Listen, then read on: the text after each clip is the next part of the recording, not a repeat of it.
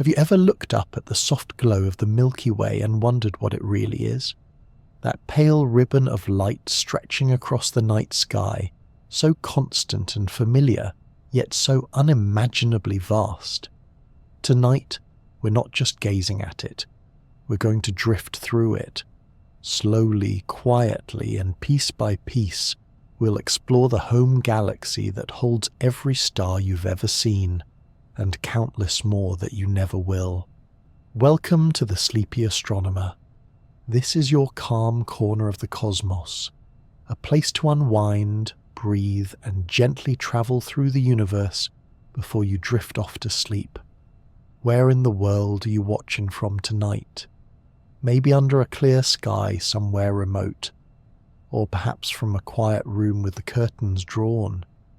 It's always fascinating to imagine how many of us are looking up at the same stars from completely different corners of the Earth. If you enjoy these peaceful explorations, please take a moment to like the video and subscribe. It really helps keep these journeys going, and if you're already part of this growing sleepy constellation of listeners, thank you for being here once again. I do hope the video isn't too interesting and keeps you awake, though if it does, at least you'll be learning something cosmic while you wait for sleep to find you. So, as the lights dim and the world grows quiet, let's begin our slow drift. What exactly is the Milky Way? And how did we come to live inside a galaxy of stars? The Milky Way is more than a streak of light across the sky. It's a vast spiral system containing hundreds of billions of stars drifting together through the dark. But to truly understand what that means, to know how it formed, why it shines, and what it's made of, we have to start by changing how we see it. From Earth, we sit inside the structure we're trying to study, like ants trying to map a forest from the base of a tree. The glow we see overhead is just one thin cross-section of an enormous galactic disk. For centuries, astronomers mistook that band for the entire universe. Only later, through patience and better instruments, did we learn the truth, that the Milky Way is one among many galaxies, and that our own star is just a single note in an immense cosmic chord. In the chapters ahead, we'll drift slowly from our familiar patch of stars outward to the galaxy's vast arms, its hidden halo, and the calm heart that lies at the centre. We'll meet the quiet clouds where new suns are born, the ancient clusters that remember the dawn of the Milky Way, and the gentle gravitational dance that will one day bring us face to face with another galaxy entirely. But for now, as you settle in, remember this. Every point of light in the sky is not just a star, it's a clue to where we came from and where we're heading. Tonight, we'll trace that story, one soft spiral at a time. When you look up on a clear, moonless night, away from city lights and noise, you might see a faint milky ribbon stretching across the darkness. It's not perfectly smooth. There are bright patches, dim stretches, and darker streaks that look as though someone brushed a shadow across the sky. That glowing band is the Milky Way, seen edge-on from the inside. What looks like a misty trail is, in truth, the combined light of hundreds of billions of distant suns. And the shadows, those are thick lanes of interstellar dust, quietly absorbing starlight as it passes through. That delicate unevenness is what gives the Milky Way its texture. Some areas shimmer because they're packed with stars, while others fade into darkness where cool clouds of gas drift between us and the distant light. Through a telescope, what seems like a soft blur transforms into an ocean of pinpoints, densely layered, each separated by distances so vast that the mind struggles to hold them all at once. Yet all of it, every star, every dust grain, every world, belongs to one grand, spiraling structure that we call home. The Milky Way is a barred spiral galaxy roughly 100,000 light-years across. A light-year, if you've ever wondered, is the distance light travels in a single year, nearly 10 trillion kilometers. If you could somehow drive a car straight across the galaxy at the speed of a commercial jet, it would take you over 1 billion years to reach the other side. And yet, in cosmic terms, the Milky Way is considered a fairly average-sized spiral. Galaxies far larger exist, quietly spinning in the void beyond our reach. Our own star, the Sun, sits comfortably in one of the galaxy's quieter suburbs, a small spur of stars known as the Orion Cygnus Arm.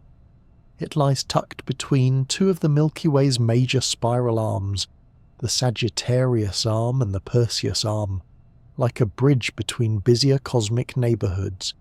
This is where our solar system has been orbiting for billions of years, circling the galactic center once every 230 million years or so.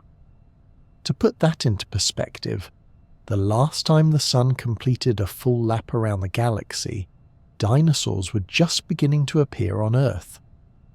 If you could somehow look down upon the Milky Way from far above, you'd see its pinwheel shape, gently glowing with countless stars arranged in sweeping arms. But from here, inside one of those arms, we only see the galaxy edge on, as if you were sitting within a pancake and trying to glimpse its circular shape from the crumbs in front of you. The glow that arches across our night sky is the disk of that pancake, seen from within, thin and luminous against the blackness of intergalactic space. Those dark streaks that break up the light, the dust lanes, are not empty space. They're filled with fine particles of carbon, silicon and ice, left behind by dying stars. Over time, those grains gather into clouds that stretch for light years, cold and dense enough to birth new stars of their own. They block visible light, which is why the Milky Way looks mottled, but they also glow faintly in infrared, a wavelength our eyes can't see. Through infrared telescopes, those dark regions blaze with warmth, revealing the hidden nurseries of young suns and planets. Even in visible light, the galaxy offers wonders to those who look carefully. When you trace the Milky Way's arc from horizon to horizon, you're looking along the plane of the galactic disk itself, the densest region of stars, dust and gas.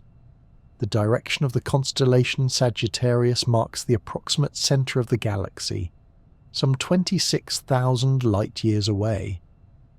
If you look the other way, toward Orion and Perseus, you're peering outward, toward the quieter edges, to think that all of this, the bright, the dim, the invisible, is bound together in a single rotating system held by gravity's invisible hand feels almost impossible. Yet it's real, and it's home. The scale is beyond anything we experience. Light from the nearest star system, Alpha Centauri, takes just over 4 years to reach us. The light you see from the center of the Milky Way has been traveling for 26,000 years. The faintest glow visible to the naked eye may have set out before human civilization even existed. And yet, because the galaxy's structure changes only over immense stretches of time, it feels timeless to us. The same arch our distant ancestors once stared at from the mouths of caves. If you imagine shrinking the galaxy down until the solar system is no bigger than a single grain of sand, then the Milky Way would still stretch hundreds of kilometers wide. Each star would be separated by kilometers of emptiness. The scale defies comfort, yet there's something soothing in its enormity, a reminder that even across inconceivable distances, the same physical rules apply, quietly keeping everything in place. Our sun orbits the galactic center, at about 220 kilometers per second, a dizzying speed that feels completely unnoticeable from here. It carries along the planets, comets, and dust of the solar system as it drifts through the interstellar medium, tracing a gentle path through the Orion Cygnus spur. Along the way, the galaxy around us is constantly changing. Stars are born, others die, clouds of gas collide, and clusters slowly dissolve. But these changes unfold over such long periods that to human eyes, the Milky Way seems utterly still, a frozen photograph of cosmic motion. Through modern observation, we now know that the Milky Way's calm appearance hides a dynamic reality. Stars orbit at different speeds depending on their distance from the centre, creating a slow, graceful dance that takes hundreds of millions of years to repeat. The spiral arms are not fixed structures but patterns, like traffic waves on a busy road, density ripples moving through the disk, gathering stars and gas as they pass. And somewhere near the middle, behind thick curtains of dust, lies the supermassive black hole that anchors the galaxy's rotation, unseen yet indispensable. Humanity has spent centuries trying to measure, map, and understand this vast home. The ancient Greeks believed the Milky Way was milk spilled from the breast of a goddess. Early astronomers thought it might be a band of unresolved stars. It wasn't until the telescope improved and photography joined the effort that the picture sharpened. Countless suns forming one immense system, a galaxy bound together by gravity. Today, our modern instruments, orbiting telescopes, radio arrays, and sensitive detectors, allow us to see far beyond what the eye perceives. Through them, the Milky Way becomes not just a streak in the sky, but a three-dimensional city of stars, each with its own orbit, history, and companions. From our tiny place inside this city, perspective becomes an act of imagination. We are part of a structure too vast to see in full, moving through a pattern that no human lifetime could trace from beginning to end. And yet, by collecting the faintest hints of light, by studying motions and distances and dust, we can piece together a picture of the home we can never step outside of. Astronomers sometimes joke that humanity are ants with extraordinary trigonometry, small creatures measuring an enormous forest by the angles of its trees. But those careful measurements have revealed something deeply beautiful, that even from the middle of the cosmic wilderness, we can find our coordinates, our address, our place among the stars. The Milky Way arches above us not just as scenery, but as a quiet reminder. Every shimmer, every patch of darkness, every glint of light is part of one immense, continuous structure, one we belong to completely, whether awake or asleep, watching from a window or from the open dark beneath the stars. The name Milky Way sounds so gentle, so simple, that it's easy to forget it once carried deep mystery. Long before telescopes or star charts, people gazed up at that pale river of light and wondered what it might be. The Greeks imagined it as milk spilled from the breast of Hera, the queen of the gods, giving birth to the stars themselves. In China, it was called the Silver River, a celestial stream that separated two star-crossed lovers who could meet only once a year. In parts of Africa, it was said to be the ashes of ancient fires, and to the Maori of New Zealand, it was the long white cloud of the night. Across cultures, the Milky Way became a mirror for human imagination, a story written across the sky, reflecting our longing to understand what lay above. Yet for all the stories, no one truly knew what it was. To the naked eye, it didn't behave like the planets or constellations. It didn't move, didn't change, didn't twinkle. It was simply there, a faint, permanent glow arching from horizon to horizon. Some thought it was a band of vapour or a reflection of sunlight on the upper atmosphere. Others guessed it might be the edge of a cosmic fire burning far beyond the stars. For millennia, that guesswork was enough. There was no way to test it, and no instrument fine enough to reveal its true nature. That changed in 1609, when a curious man in Italy pointed a small tube of glass and metal toward the heavens. Galileo Galilei's telescope, primitive by modern standards, transformed the night. When he aimed it at the Milky Way, what had once looked like a continuous smear of light dissolved into countless distinct points. The Milky Way, he wrote, is nothing but a mass of innumerable stars planted together in clusters. With that sentence, an old mystery cracked open. The milk was starlight, billions of suns too distant for the naked eye to separate. It was a revelation that reshaped how humanity thought of the cosmos. The sky, once divided into tidy constellations and divine symbols, suddenly seemed crowded and chaotic. If the Milky Way was made of stars, how far away were they? Were all stars part of it, or were there others beyond? Galileo couldn't answer those questions, but he had given the world something greater, a reason to ask them seriously. Over the next few centuries, the instruments improved.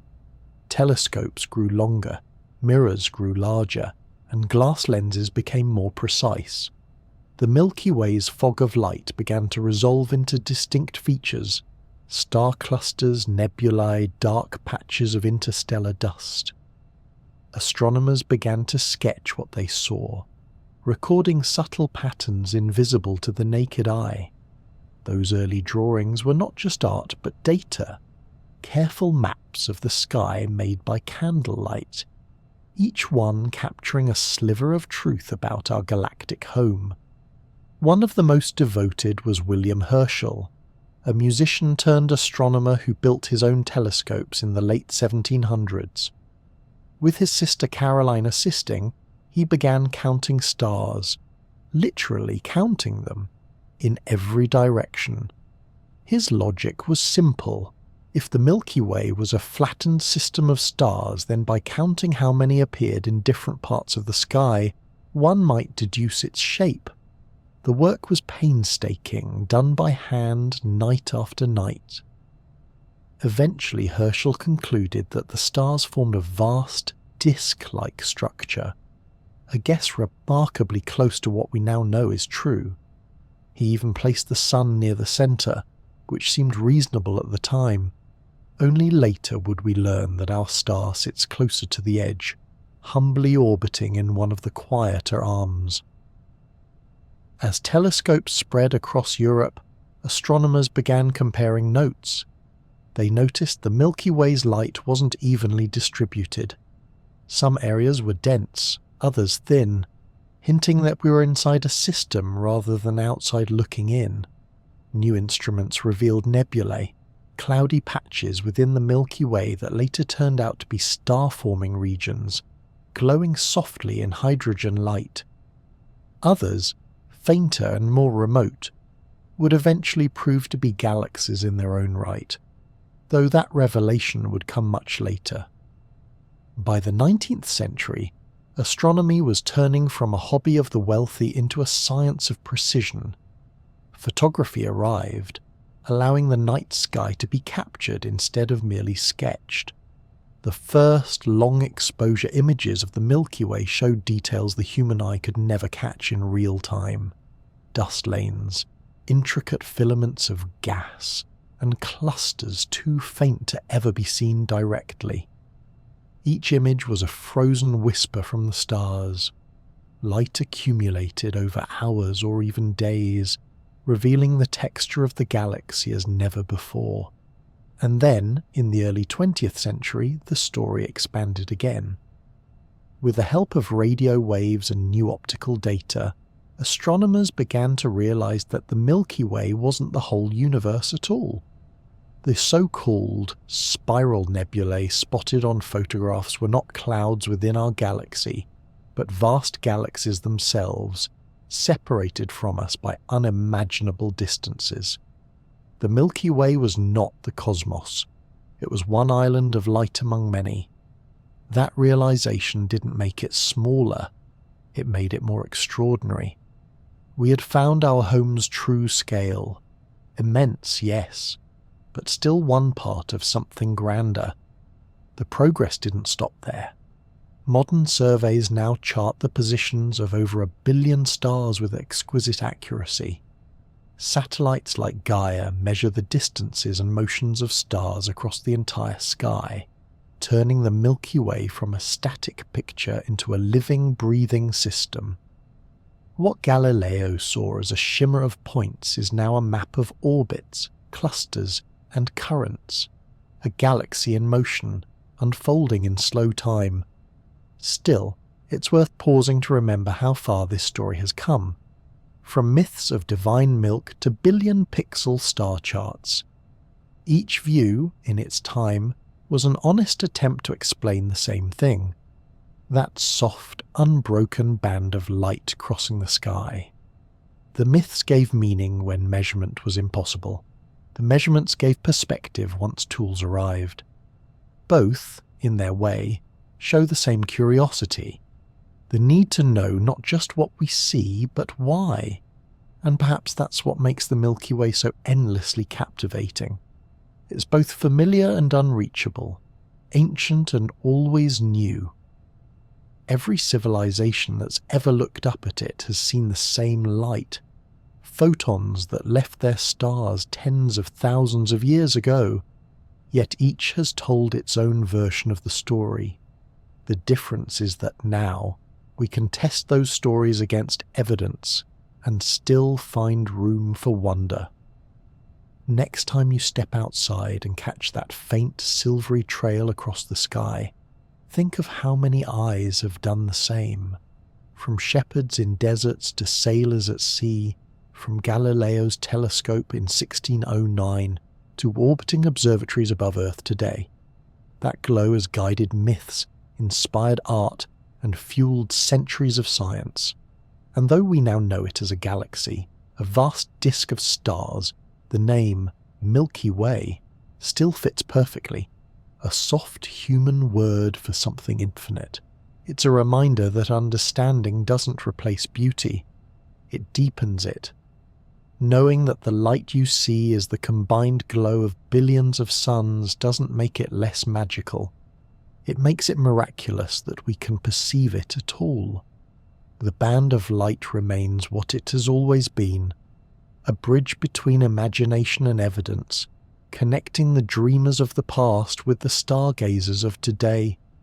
Trying to describe the shape of the Milky Way from inside it is a little like trying to guess the design of a vast cathedral while sitting under one of its pews.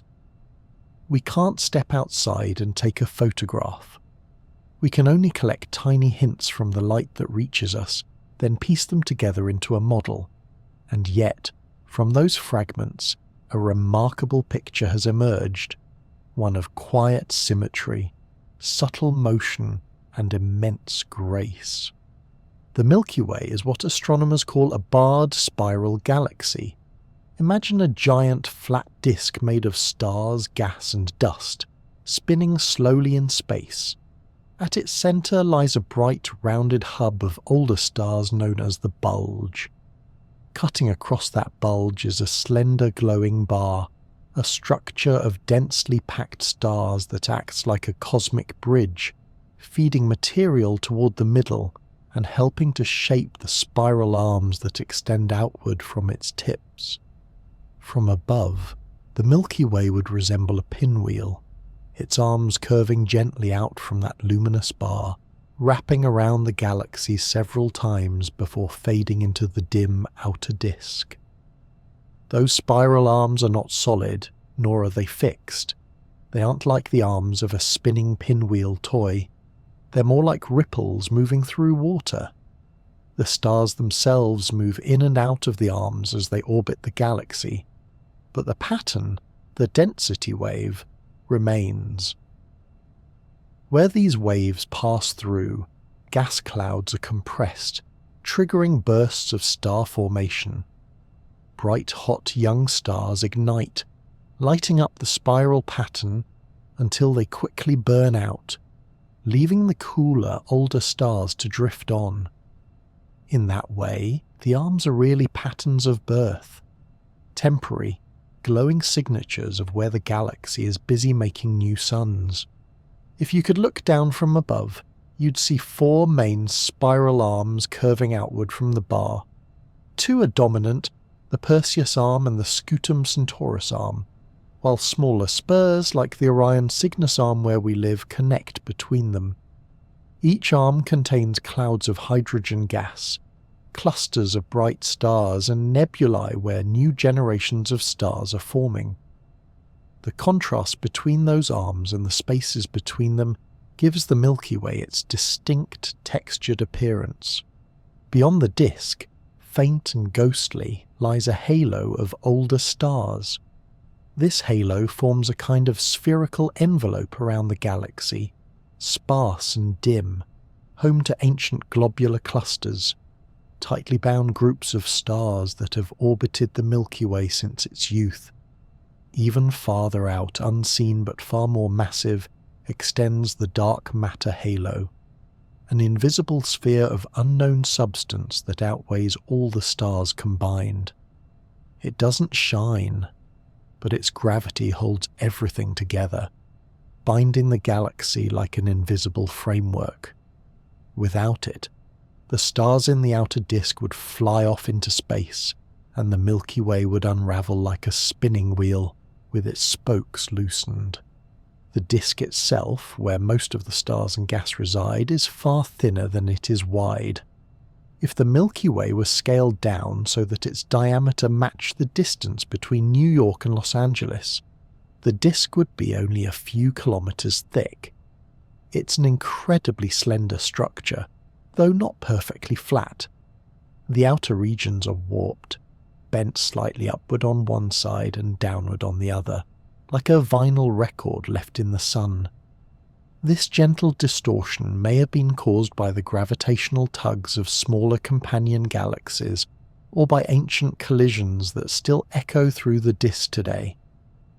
Even within that thin plane, the Milky Way flares at its edges, where the gas layer thickens and becomes less orderly.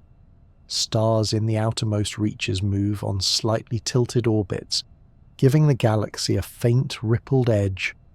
It's a quiet reminder that galaxies are not rigid objects but living systems shaped by time and motion. Over hundreds of millions of years they twist, breathe and settle, never staying exactly the same. The bulge at the centre, by contrast, is old and dense. It contains mostly reddish, long-lived stars, relics from the Milky Way's early days. It's shaped like a peanut or an hourglass when viewed from the side, likely a consequence of the same bar structure that runs through its heart. Deep inside that bulge lies something extraordinary, a supermassive black hole about 4 million times the mass of the Sun. Though invisible, it exerts a steady influence, anchoring the orbits of the surrounding stars and helping to regulate the galaxy's rhythm. How do we know all this when we can't see the Milky Way from the outside? The answer is patience and clever observation. Astronomers have spent centuries counting stars, measuring their distances and mapping their motions. By noting how stars are distributed across the sky, they can infer the galaxy's overall shape. Regions rich in stars mark the spiral arms.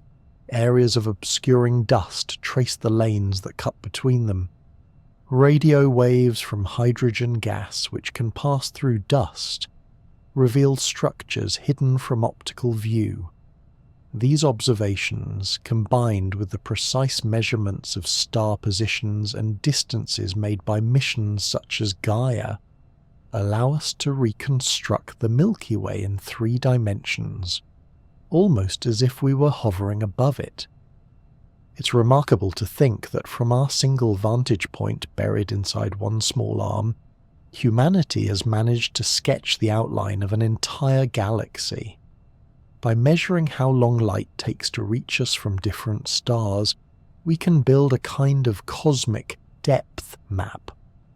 Some stars act as reliable distance markers, standard candles whose brightness we know well enough to gauge their remoteness. Others reveal their distance through parallax, the tiny apparent shift in position that occurs as Earth orbits the Sun. Though these shifts are minuscule, the data adds up point by point until the galaxy's architecture begins to take shape. In the mid-20th century, radio astronomy added another layer to the picture. When scientists tuned in to the specific wavelength of hydrogen's emission, they found a way to trace the Milky Way structure even in the darkest, dustiest regions. They discovered the spiral arms, the central bar and the flared edges, all invisible to optical telescopes. Later, infrared observations confirmed what radio maps had suggested, showing the glowing heat of dust and cool stars that mark the arm's paths. And so, from a sky that once looked like an indistinct streak of light, we now know that we inhabit a vast organized system, a barred spiral galaxy 100,000 light-years wide, rotating gracefully once every few 100 million years. The Sun's orbit is just one of countless paths winding through this great wheel of stars, all bound together in a dance choreographed by gravity. From within we see only fragments, a star cluster here, a dark lane there, yet together they form something coherent and elegant. The Milky Way's shape is the product of billions of years of slow evolution, moulded by time, collisions, and the invisible pull of dark matter. It's both fragile and immense, a thin ribbon of light holding together 100 billion worlds. Next time you see that milky band across the sky, remember that it's not a single object but an entire structure seen from within. The glowing cross-section of a galaxy's disk, a glimpse of our home's grand design. Every star you see is part of that pattern, and every patch of darkness is a veil of dust sculpted by forces older than Earth itself. The Milky Way's form may be hidden from our eyes, but its beauty is all around us, quietly revealing the geometry of the cosmos we call home. The story of the Milky Way begins long before there was anything that could be called a galaxy, before the Sun, before planets, before even the first true stars. Around 13.5 billion years ago, the universe was still young, just a few 100 million years old. The smooth, glowing fog left behind by the Big Bang was beginning to cool, and tiny fluctuations in its density, mere ripples in a sea of hydrogen and helium, started to pull matter together under gravity's quiet insistence. In those first dark ages there were no galaxies, only clumps of gas falling inward, colliding and igniting the first stars. These early stars were giants, blazing hot and short-lived, made almost entirely of hydrogen and helium. When they exploded as supernovae, they seeded their surroundings with heavier elements, carbon, oxygen, iron, the building blocks of everything to come. From those enriched clouds, new generations of stars formed, each one slightly more complex than the last. It was from these early mergers and collapses that the Milky Way's foundation began to take shape. The earliest part of our galaxy likely began as a chaotic swarm of star clusters and gas clouds, slowly coalescing under gravity. Small protogalaxies, miniature galaxies, merged again and again, each collision adding more material, more stars, more dark matter to the growing system. These weren't violent smash-ups in the way we might imagine. They happened over hundreds of millions of years, slow enough that stars passed mostly unharmed through the combined clouds of gas and dust. But the encounters left behind scars, distorted orbits, ancient clusters, and faint streams of stars stretching through the halo.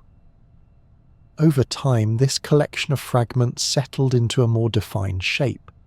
The first stars born in those early mergers formed the halo, the vast spherical shell that still surrounds the Milky Way today. These stars are old, metal-poor and scattered, relics of an era before the galaxy's disk had even formed. As gas continued to fall inward, it flattened into a spinning disk, shaped by angular momentum and cooled by radiation. That was the beginning of the Milky Way's familiar spiral structure. Not a sudden creation, but a slow settling into order. Imagine a whirlpool forming in a calm lake. The initial flow is chaotic, swirling in every direction. But as more water is drawn in, the motion becomes organized, spiraling toward a center. The Milky Way's early evolution was much the same. Gravity turned chaos into coherence. Over billions of years, the galaxy developed layers, an ancient halo of old stars, a thick disk of slightly younger ones, and a thinner, flatter disk where new stars still form today. The mergers never really stopped. Even after the Milky Way's main structure was in place, it continued to grow by swallowing smaller galaxies. Some of those mergers were minor, their remnants now faint star streams stretching across the sky. Others were more substantial, leaving behind clear imprints in the distribution of stars. One of the most significant events may have been the absorption of a galaxy called Gaia Enceladus, which merged with the Milky Way roughly 10 billion years ago. Evidence of that encounter is still visible in the motions of certain stars. They orbit differently, their paths tilted and elongated compared to the rest of the disk. Each of these ancient collisions added not just mass, but character. They thickened the disk, puffed up the halo, and stirred the chemical mixture of the galaxy. In a sense, the Milky Way is a patchwork of smaller galaxies stitched together by gravity and time. Even now, our galaxy continues to gather material from its surroundings, gas clouds drifting in from intergalactic space, dwarf galaxies slowly being pulled apart as they orbit too close. The process is so gradual that on human timescales it seems frozen, but on cosmic scales it's the gentle breathing of a living system. Modern simulations have given astronomers a window into how this long story unfolded. Using the laws of physics and vast computing power, researchers can recreate virtual galaxies, watching them evolve from the first clouds of gas to the spiraling giants we see today. These simulations show the same general pattern. Galaxies begin as irregular lumps that grow through mergers and inflows, eventually settling into rotating disks surrounded by halos of older stars. The Milky Way fits this picture beautifully. Its halo preserves the memory of its chaotic youth, while its disk shows the steady calm of middle age. Yet, for all the progress, there are still mysteries.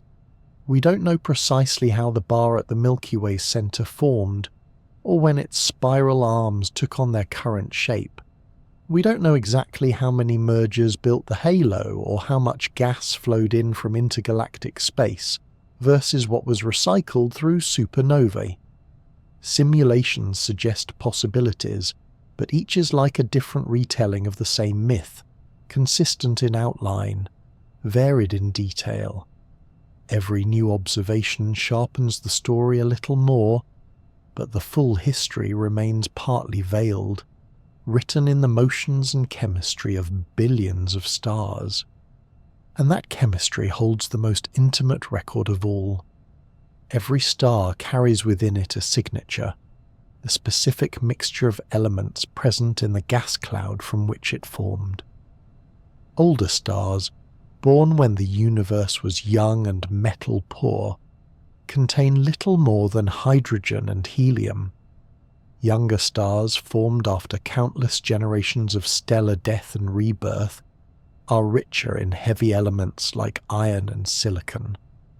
When astronomers measure these metallicities across the Milky Way, they find a gradient. Stars near the centre are more enriched, while those farther out are simpler. It's a quiet fossil record, showing how star formation and enrichment have migrated outward over time. The age of the stars tells a similar tale. Those in the halo are ancient, dating back nearly to the dawn of the universe. The thick disk stars are somewhat younger, born during a period of intense formation and mergers. The thin disk, where the Sun resides, is the youngest, still forming stars from recycled gas. In that sense, the Milky Way isn't a static object, but an organism with layers of memory, each preserving a different era of its life. Even the dark matter that envelopes the galaxy has its origins in this long assembly. It was there from the beginning, forming the gravitational scaffolding into which the first gas flowed. Though invisible, it shaped every stage of growth, drawing matter together and defining the rhythm of collapse and rotation. Without it, the Milky Way could never have formed as it did. Today, when we look at the Milky Way, we're seeing the end result of over 13 billion years of construction. A galaxy built from collisions, cooled by radiation, and enriched by generations of stars. Every star, every cloud, every orbit carries a trace of that history. The chemical gradients are its fingerprints. The tilted motions of halo stars are its scars. The orderly spiral of the disk is its calm, mature face. It's humbling to think that our Sun, our Earth, and everything we know are products of that same process. The iron in our blood, the calcium in our bones, the oxygen we breathe, all were forged in stars that lived and died long before the Milky Way was finished building itself. Our galaxy's history is written not only in the sky but within us, and though the broad strokes are clear, the details remain an open invitation.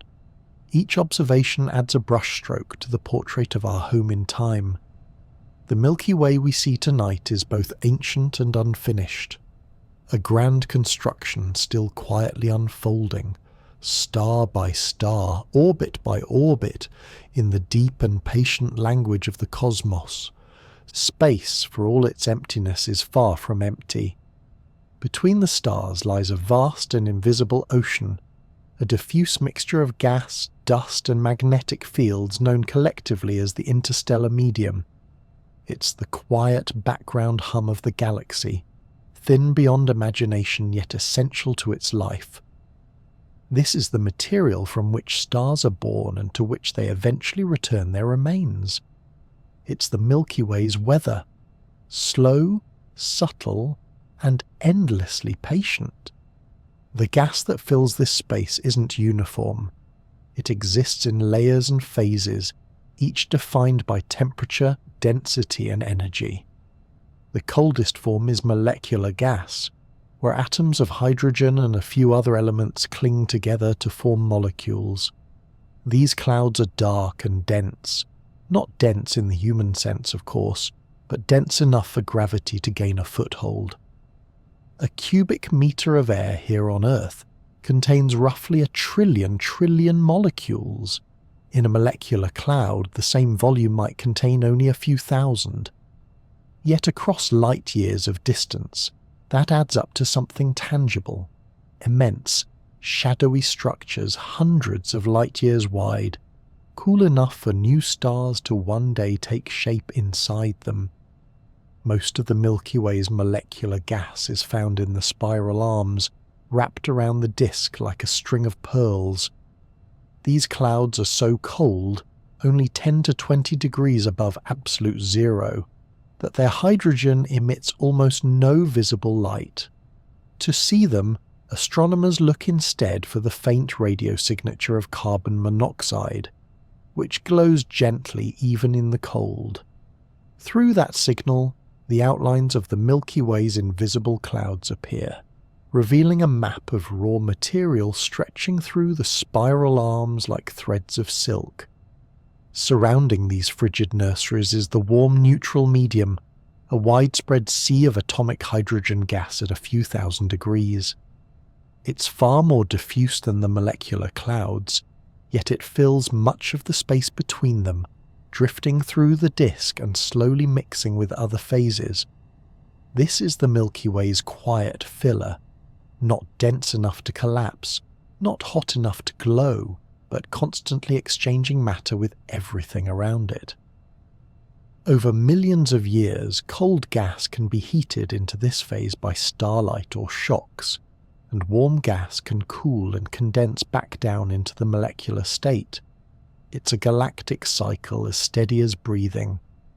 Above and between all of this lies the ionized medium, hydrogen and helium stripped of their electrons by the energy of massive stars and supernova explosions.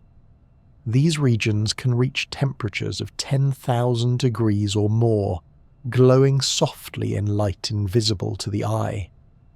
In some places, like the great nebulae near young clusters, the glow is visible even from Earth. Elsewhere, the gas is thin and ghostly, illuminated only by ultraviolet radiation and cosmic rays that wander through the disk. Despite its high temperature, this plasma is so rarefied that a single cubic centimetre of it might contain just one particle. Beyond the galactic plane, the interstellar medium transitions into something even hotter and thinner, a halo of ionized gas stretching thousands of light-years above and below the disk. Here the temperature rises into the millions of degrees, the aftermath of countless supernovae and galactic winds. The Milky Way's energy doesn't vanish. It disperses into these vast diffuse regions, where it radiates slowly back into space. If you could see in X-rays, the galaxy would look not like a thin disk but like a glowing cocoon, surrounded by this hot, invisible atmosphere. Threaded through all these phases is something far more elusive: dust, tiny grains of carbon, silicon, and frozen ices, smaller than a speck of smoke, drift through the interstellar medium like cosmic pollen. Though they make up only about 1% of the Milky Way's interstellar mass, they have an outsized influence. Dust grains absorb and scatter starlight, dimming the view of distant stars and reddening their glow. Without dust, the night sky would appear sharper but less mysterious. No hazy nebulae, no golden sunsets, no dark rifts cutting through the Milky Way's band. But dust is more than a nuisance to starlight. It's also a seed. The surfaces of these tiny grains act as chemical laboratories where simple atoms can meet and combine into molecules. Hydrogen, oxygen, and carbon join to form water, carbon monoxide, and more complex compounds. The ingredients for new stars and eventually for life itself. When gravity gathers these grains into dense clouds, they become the foundations upon which entire solar systems will someday grow. Each mote of dust is, in a sense, the galaxy's memory, a fragment of older stars recycled into the building blocks of the next generation. There's another pattern hidden within the gas and dust, a chemical gradient, stretching from the galaxy's core to its outskirts. Stars near the centre tend to be richer in heavier elements, while those farther out are simpler, composed mostly of hydrogen and helium. This difference arises because the central regions of the Milky Way have seen more cycles of star birth and death. Each generation of stars enriches the surrounding gas with elements forged in their cores. So the longer a region has been busy making stars, the more metal-rich it becomes. Out toward the edges, where star formation is rarer and slower, the gas remains more pristine, a faint echo of the early universe. This metallicity gradient is one of the galaxy's quietest signatures. It tells the story of how matter has circulated over time, how stars have formed, exploded, and mixed their ashes into the surrounding medium. When astronomers measure the chemical composition of stars and nebulae at different distances from the centre, they're effectively reading a layered history book, each region preserving a chapter of the Milky Way's long evolution. And yet, for all the structure and chemistry, there's still another force at play, one that doesn't shine at all. The interstellar medium is gently threaded with magnetic fields, stretched and twisted by the motion of gas and the rotation of the galaxy. These magnetic lines are incredibly weak, millions of times fainter than the field of a refrigerator magnet, but across galactic scales they matter. They help shape how gas moves, guiding it into filaments and slowing its collapse. They influence how cosmic rays, high-energy particles born from supernova explosions, wander through space, bouncing between magnetic ripples like pebbles skipping across water. Cosmic rays themselves are another quiet presence. Though rare, they carry immense energy, travelling near the speed of light and spreading heat and ionization wherever they go. They maintain a delicate balance in the interstellar medium, preventing gas from cooling too quickly and acting as a kind of invisible thermostat. Their constant rain of charged particles even reaches Earth, weaving a faint link between our planet and the restless energy of dying stars light years away.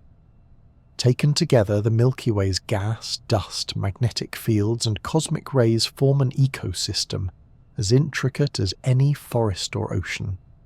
Nothing is static. Everything exchanges energy, pressure, and material. Cold gas becomes warm, warm gas cools, dust grains grow, shatter, and reform. Even magnetic fields drift and realign as the galaxy slowly rotates. The entire system behaves like a vast breathing organism, one that inhales matter from its surroundings and exhales starlight.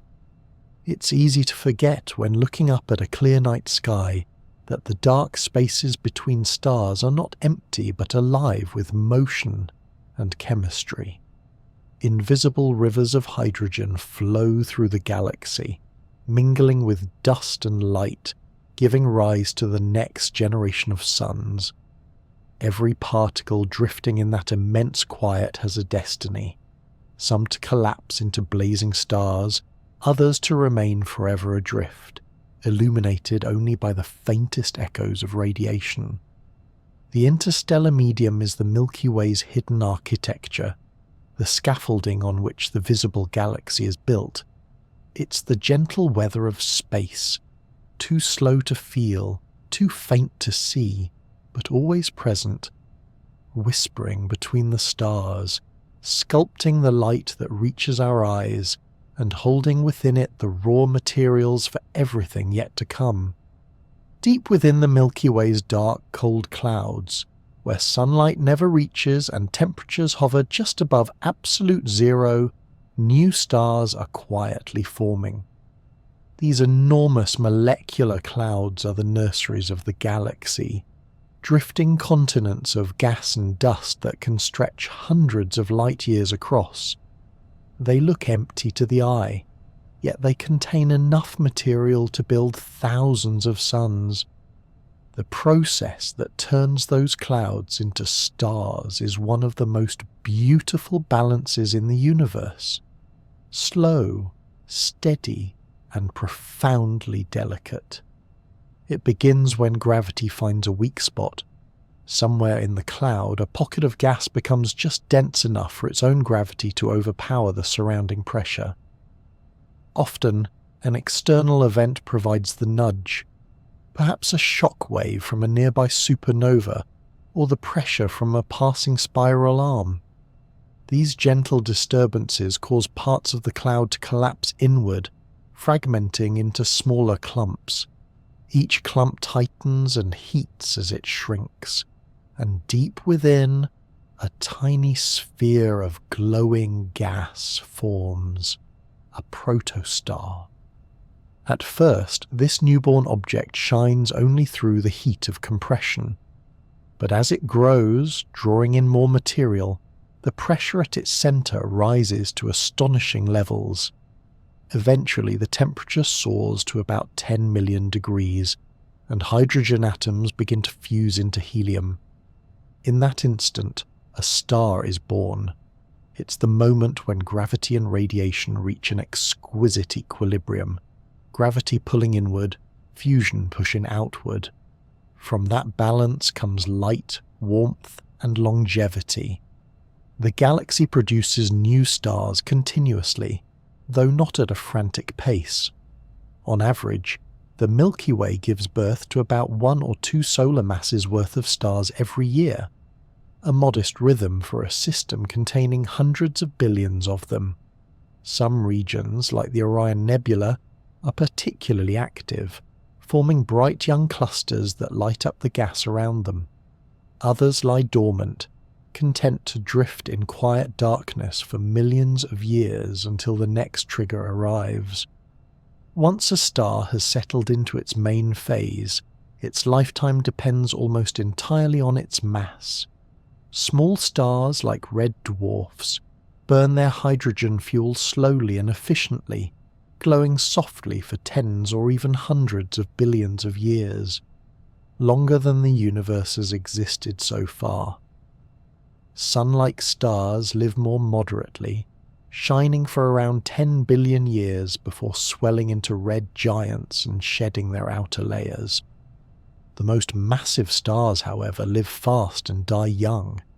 They burn through their fuel in only a few million years, shining millions of times more brightly than the sun before ending their lives in spectacular explosions. Those explosions, supernovae, are the galaxy's great recyclers.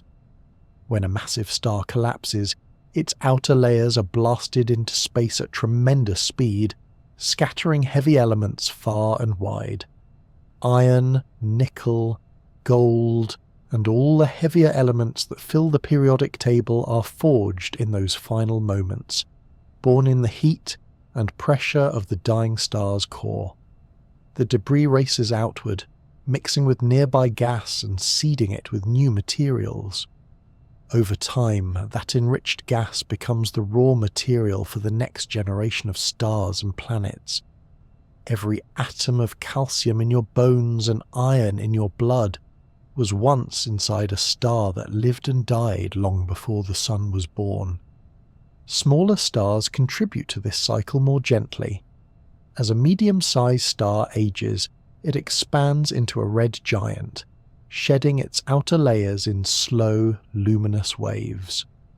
What's left behind is a glowing core, a white dwarf, surrounded by a delicate bubble of gas called a planetary nebula. These glowing shells drift outward, their atoms carried into the interstellar medium, where they will one day join a new molecular cloud. Nothing in the galaxy goes to waste. Every bit of matter eventually returns to the vast reservoir between the stars. Even the remnants of death become landmarks in this cycle. A neutron star, formed from the collapsed core of a massive supernova, spins rapidly, emitting beams of radiation like a lighthouse.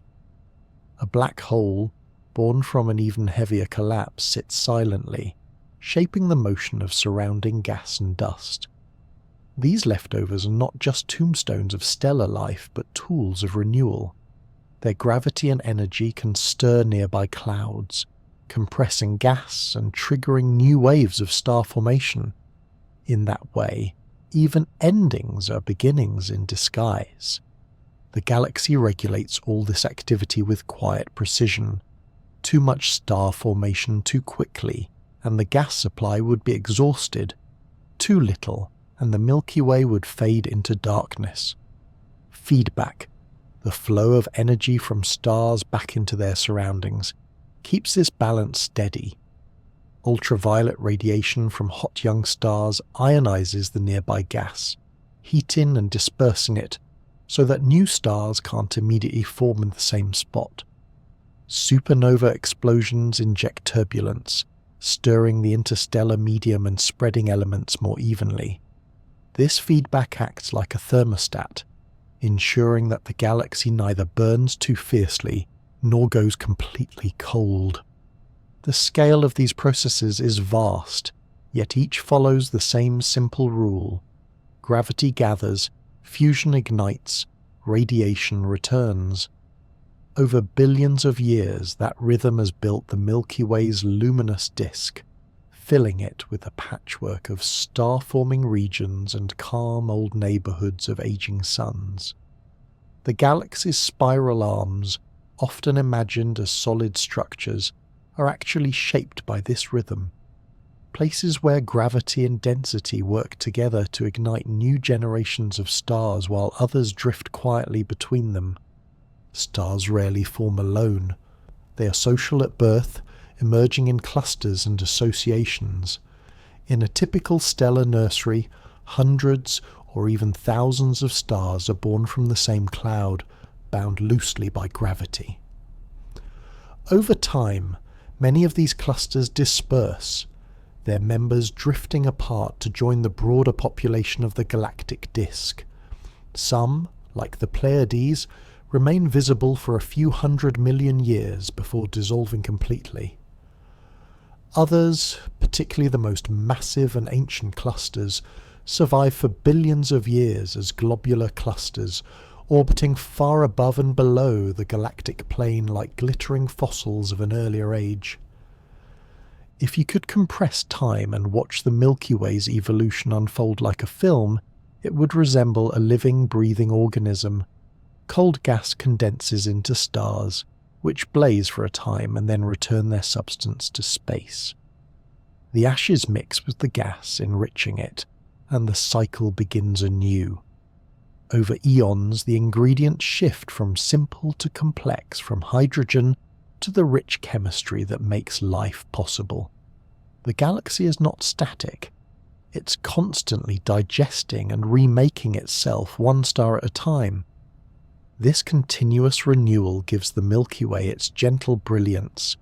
Every star we see is part of an unbroken lineage stretching back to the first stars of the universe.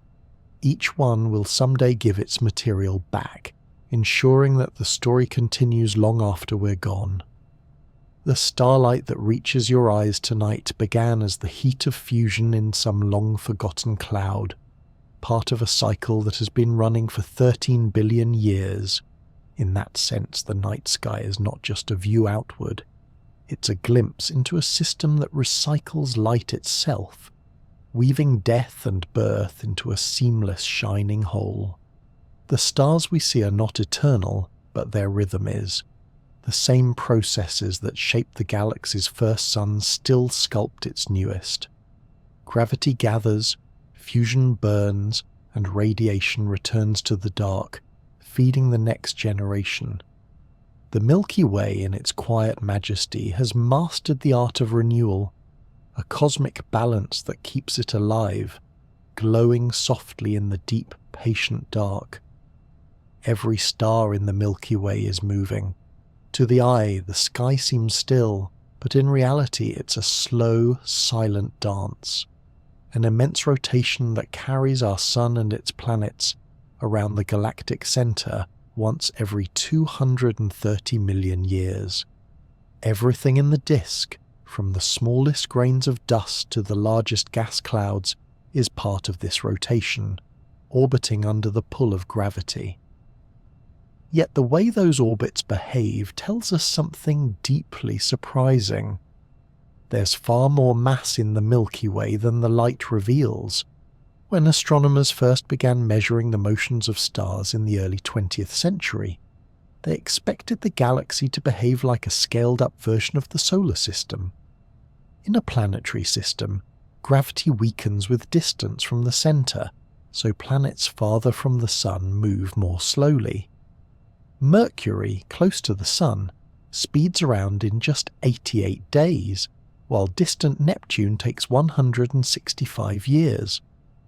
By analogy, one might expect stars near the centre of the Milky Way to orbit quickly, and those in the outskirts to drift more slowly, their motion dropping off with distance.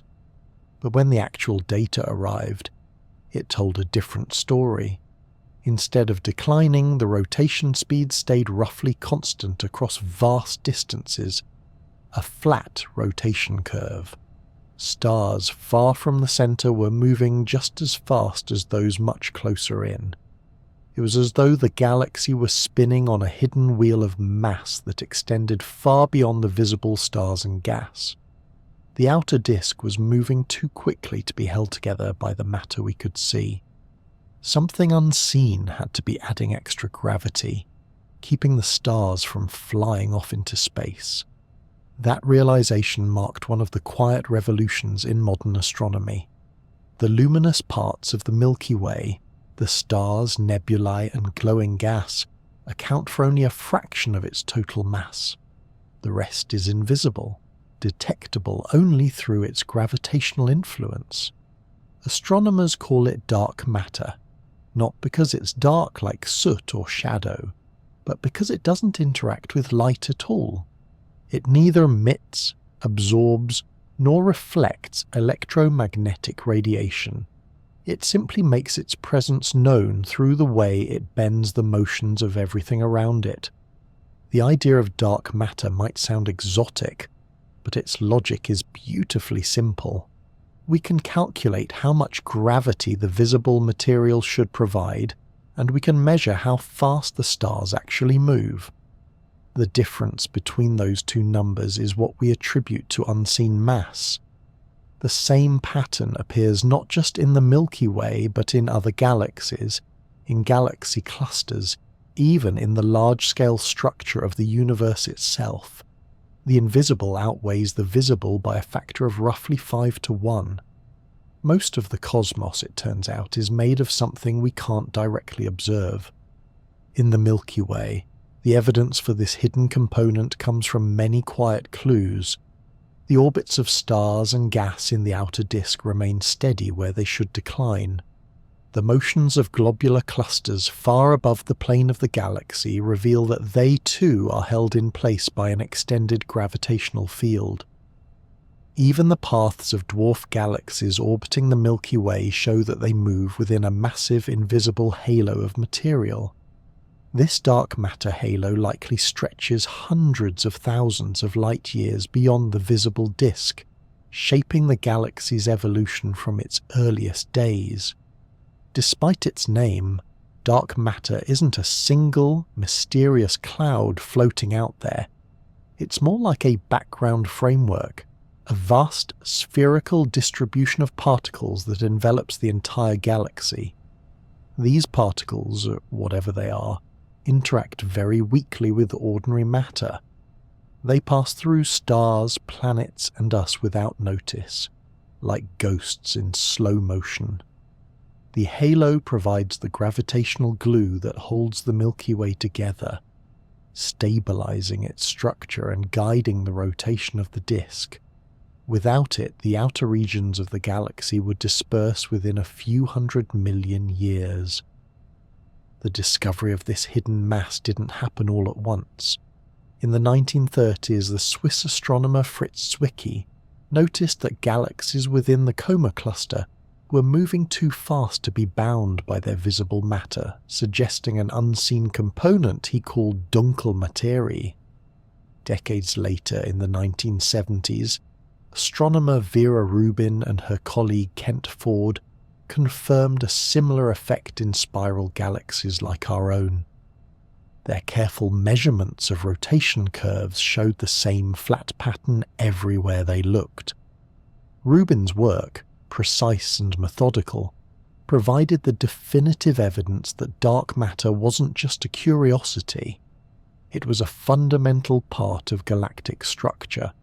Even with all that evidence, the true nature of dark matter remains one of astronomy's great unsolved puzzles.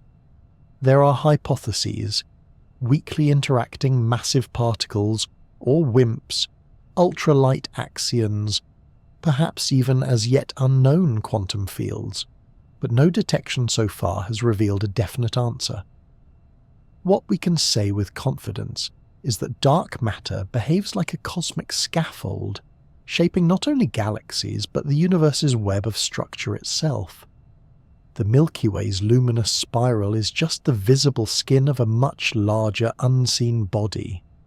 Closer to home, these gravitational effects also tell us something about the galaxy's total mass. Estimates vary, but the Milky Way likely weighs about 1 trillion times as much as the Sun, and roughly 90% of that mass is dark matter. The remaining 10% is the ordinary stuff: stars, planets, gas, dust, and us.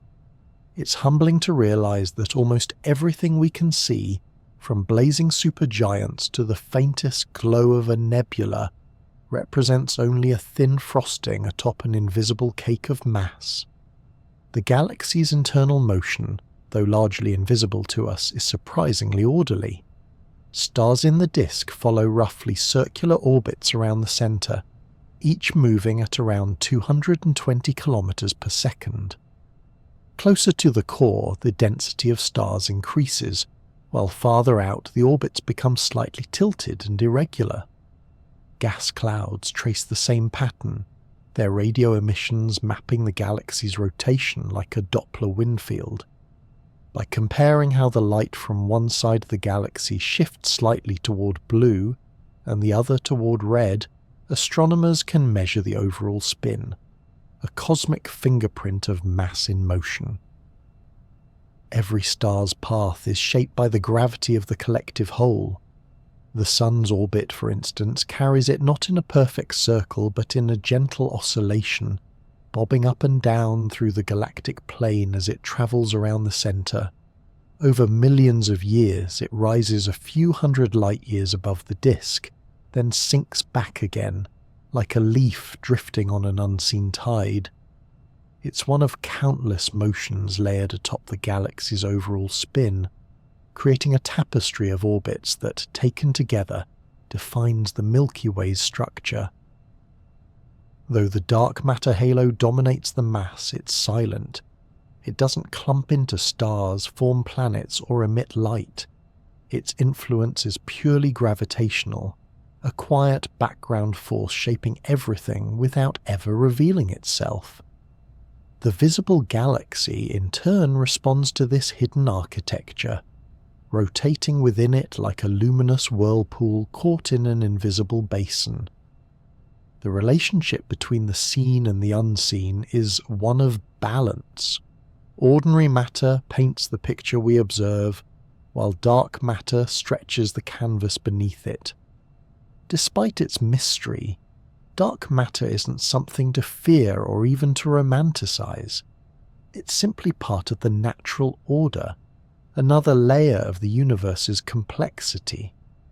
We may not yet know what it is made of, but we can see what it does, and that's often enough to appreciate its beauty. Through its quiet gravity, it sculpts the spiral arms, steadies the rotation, and holds the Milky Way together across billions of years. So when you look up at the stars, remember that most of what shapes that glittering band across the sky is invisible. The galaxy's grace depends not just on the light we see, but on the shadow we cannot.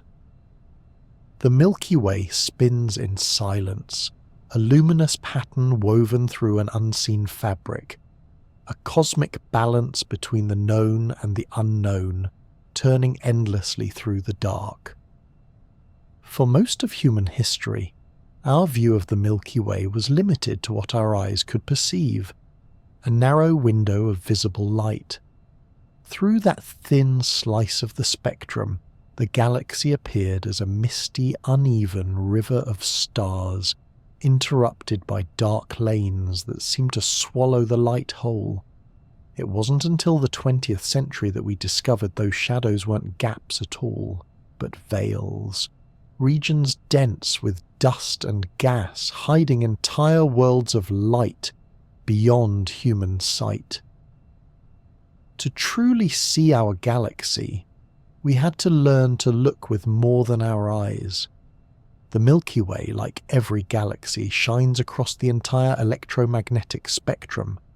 Each type of light, from long, lazy radio waves to fierce, short X-rays and gamma rays, tells a different part of its story. The visible band, where human eyes are tuned, is only a thin thread in this cosmic tapestry. Beyond it lies a hidden richness, an entire orchestra of wavelengths playing at once. At the longest wavelengths, radio light offers the galaxy's deep bass, slow, wide ripples that can pass effortlessly through dust. Radio telescopes detect the faint hum of hydrogen atoms which emit at a wavelength of 21 centimeters when their spins flip. This signal, invisible to the eye, maps the distribution of hydrogen gas across the Milky Way. Through it, astronomers can trace the spiral arms, the motion of gas clouds, and the vast unseen regions that optical telescopes miss.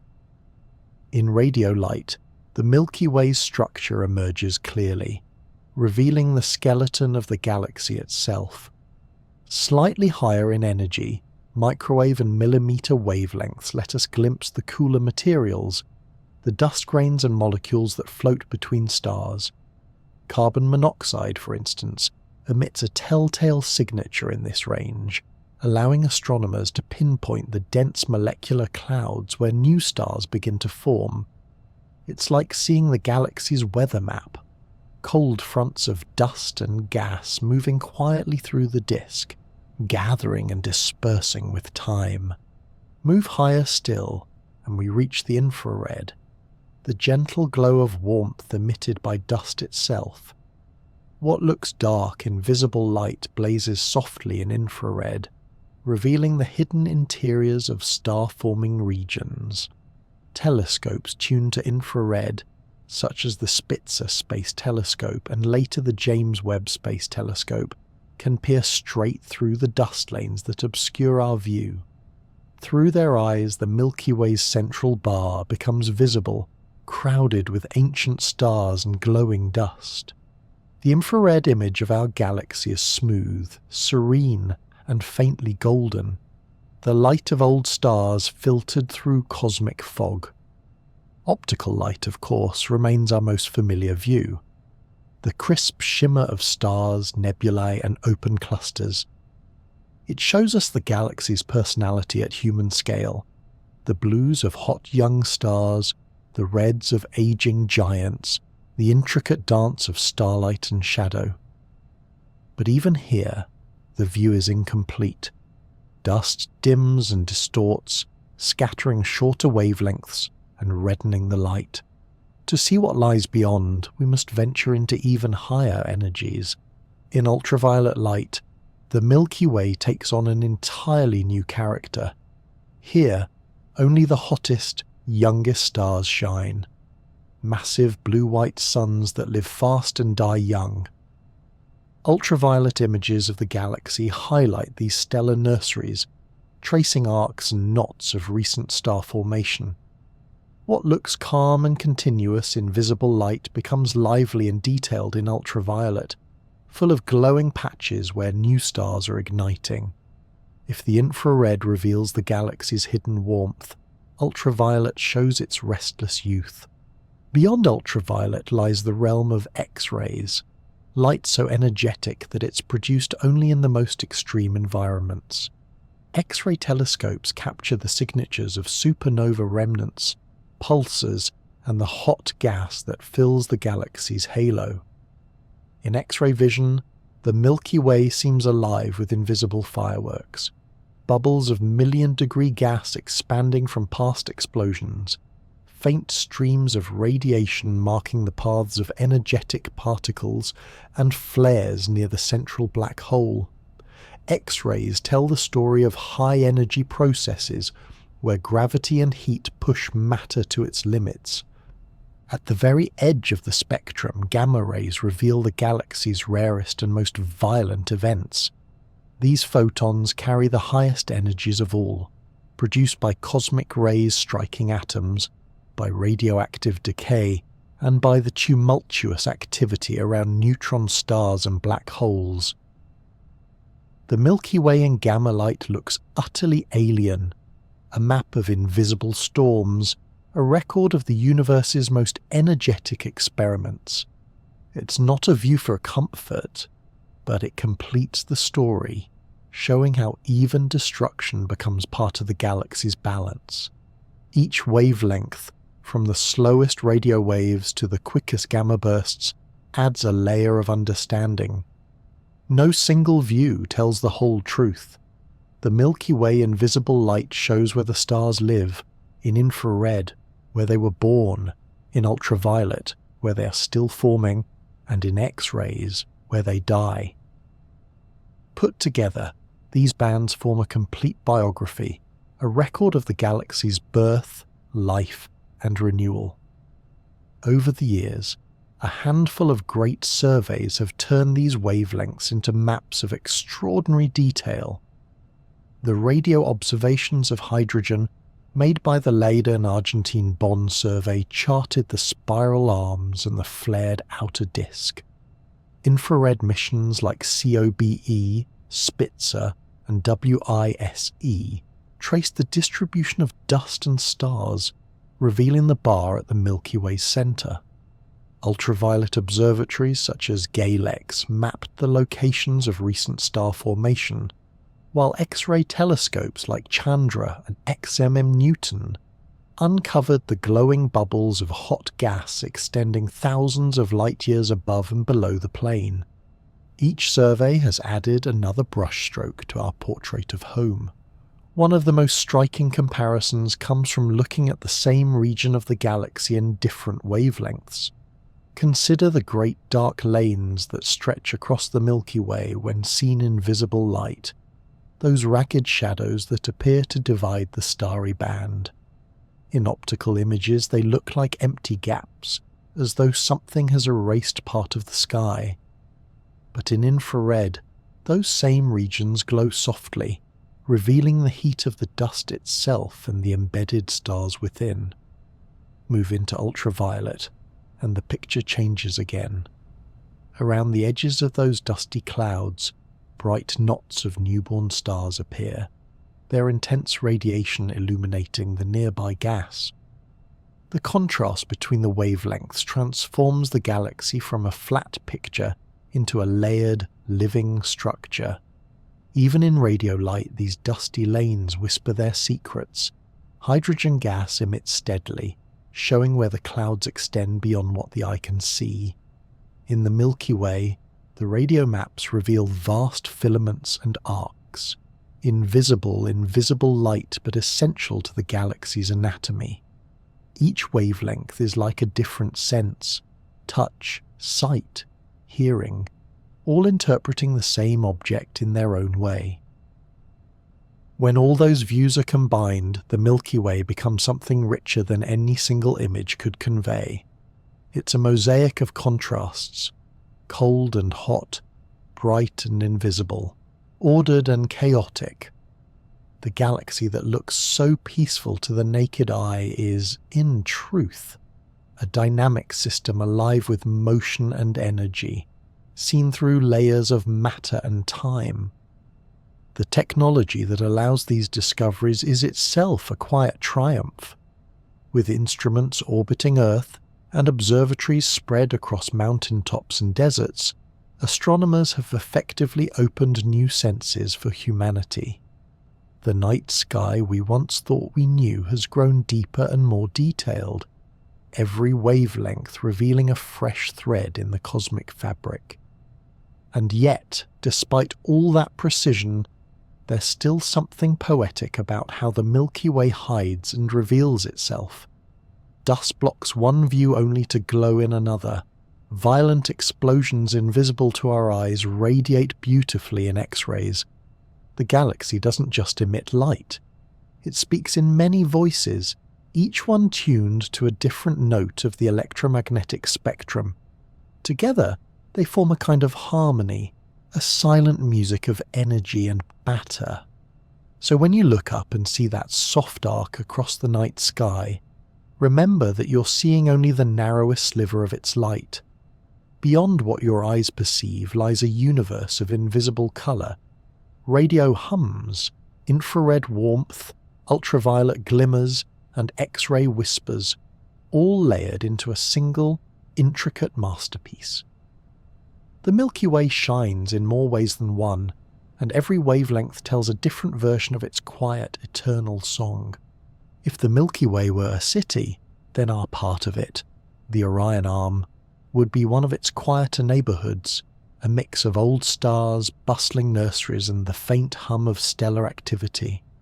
It's not one of the galaxy's main spiral arms, but a small spur, a bridge of stars and gas connecting two larger districts. Yet within this modest stretch lie some of the most beautiful and best-studied regions in all astronomy. They're close enough for us to see their details, bright enough to illuminate the processes that shape the galaxy, and varied enough to show nearly every stage of stellar life within a few thousand light-years of home. The most famous of these is the Orion Complex, a vast region of gas, dust, and newborn stars that sprawls across hundreds of light-years in the direction of the constellation Orion. It's so large that the familiar pattern of Orion's belt, those three bright stars in a neat line, is just a tiny foreground detail of a much grander scene. Hidden behind them lies an immense molecular cloud, dark and cold, where gravity and turbulence are at work creating new suns even as you listen to this. At its heart is the Orion Nebula, visible to the naked eye as a faint smudge beneath Orion's belt. Through a telescope it blossoms into a delicate curtain of glowing gas, rippled by the radiation of hot young stars. It's about 1,300 light-years away, close enough that we can study it in extraordinary detail, watching how stars form and interact with their surroundings. The bright central cluster, called the trapezium, consists of just a few massive stars, but they dominate the region completely. Their fierce ultraviolet light carves cavities in the surrounding gas, sculpting it into arcs and filaments that glow like silk caught in sunlight. The Orion Complex is a study in feedback, how young stars reshape the very clouds that created them. Each newborn sun releases winds of charged particles that push outward, compressing some parts of the cloud while dispersing others. It's a cycle of destruction and renewal, one generation of stars clearing the way for the next. Within the same region are both the youngest protostars, still cocooned in dust, and older clusters already drifting apart.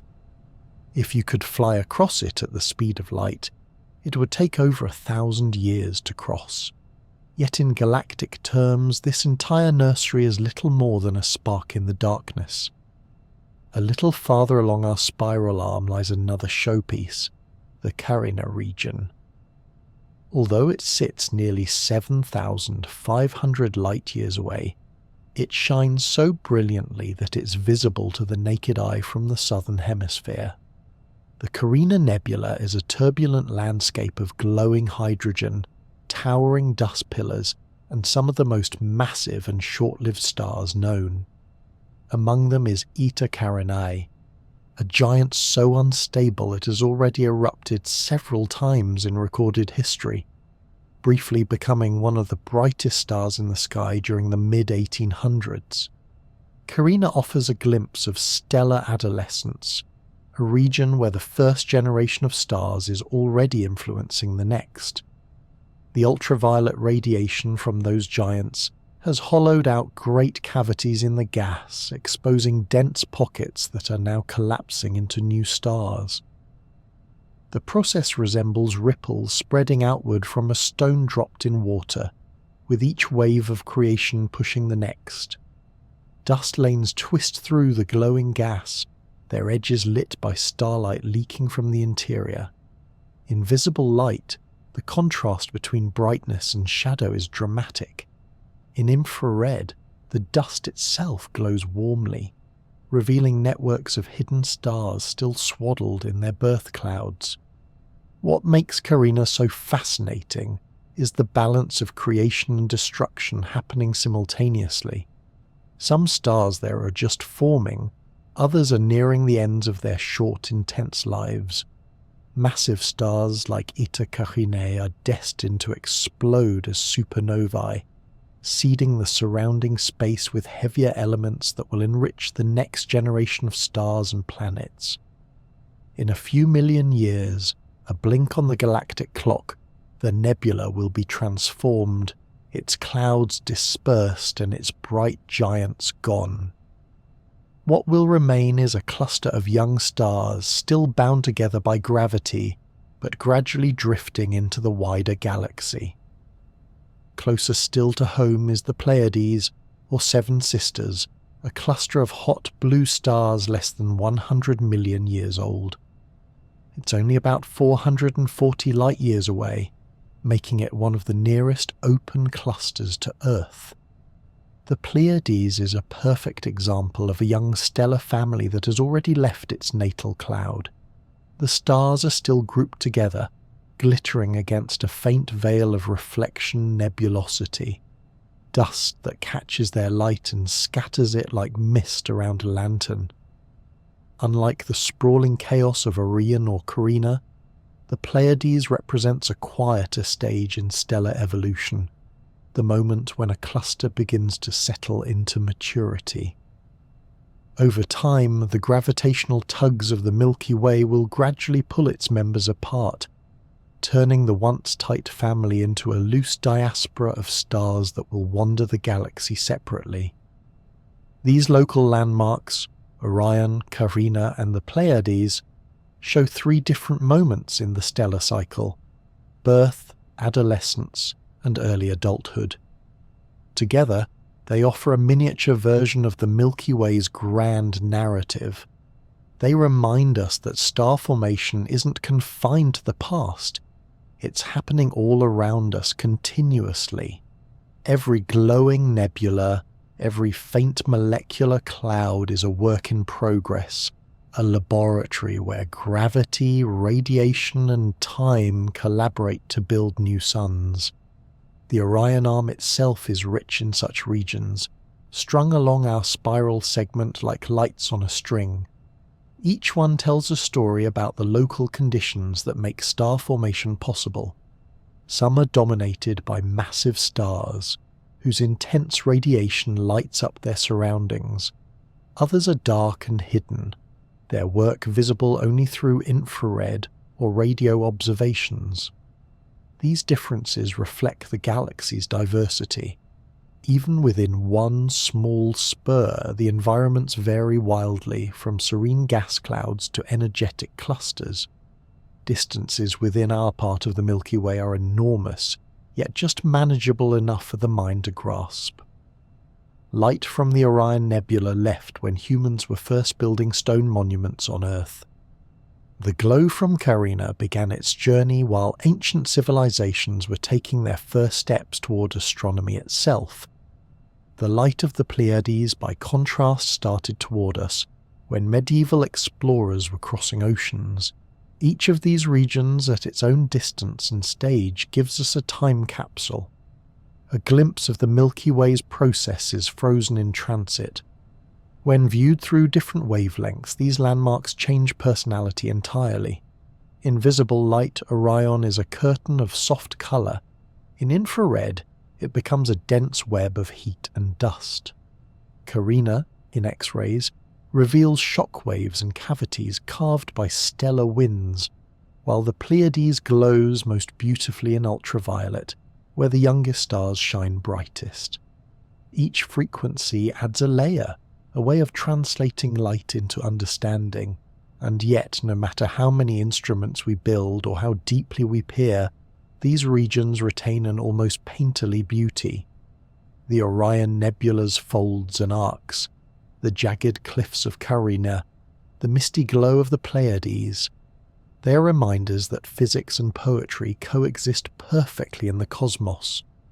Every shape is a record of temperature, pressure, and motion, but also an expression of balance and grace.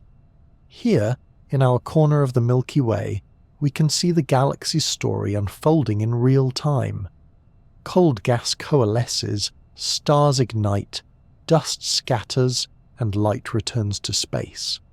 The same processes shaping the distant spiral arms happen right here, close enough for us to witness them in exquisite detail.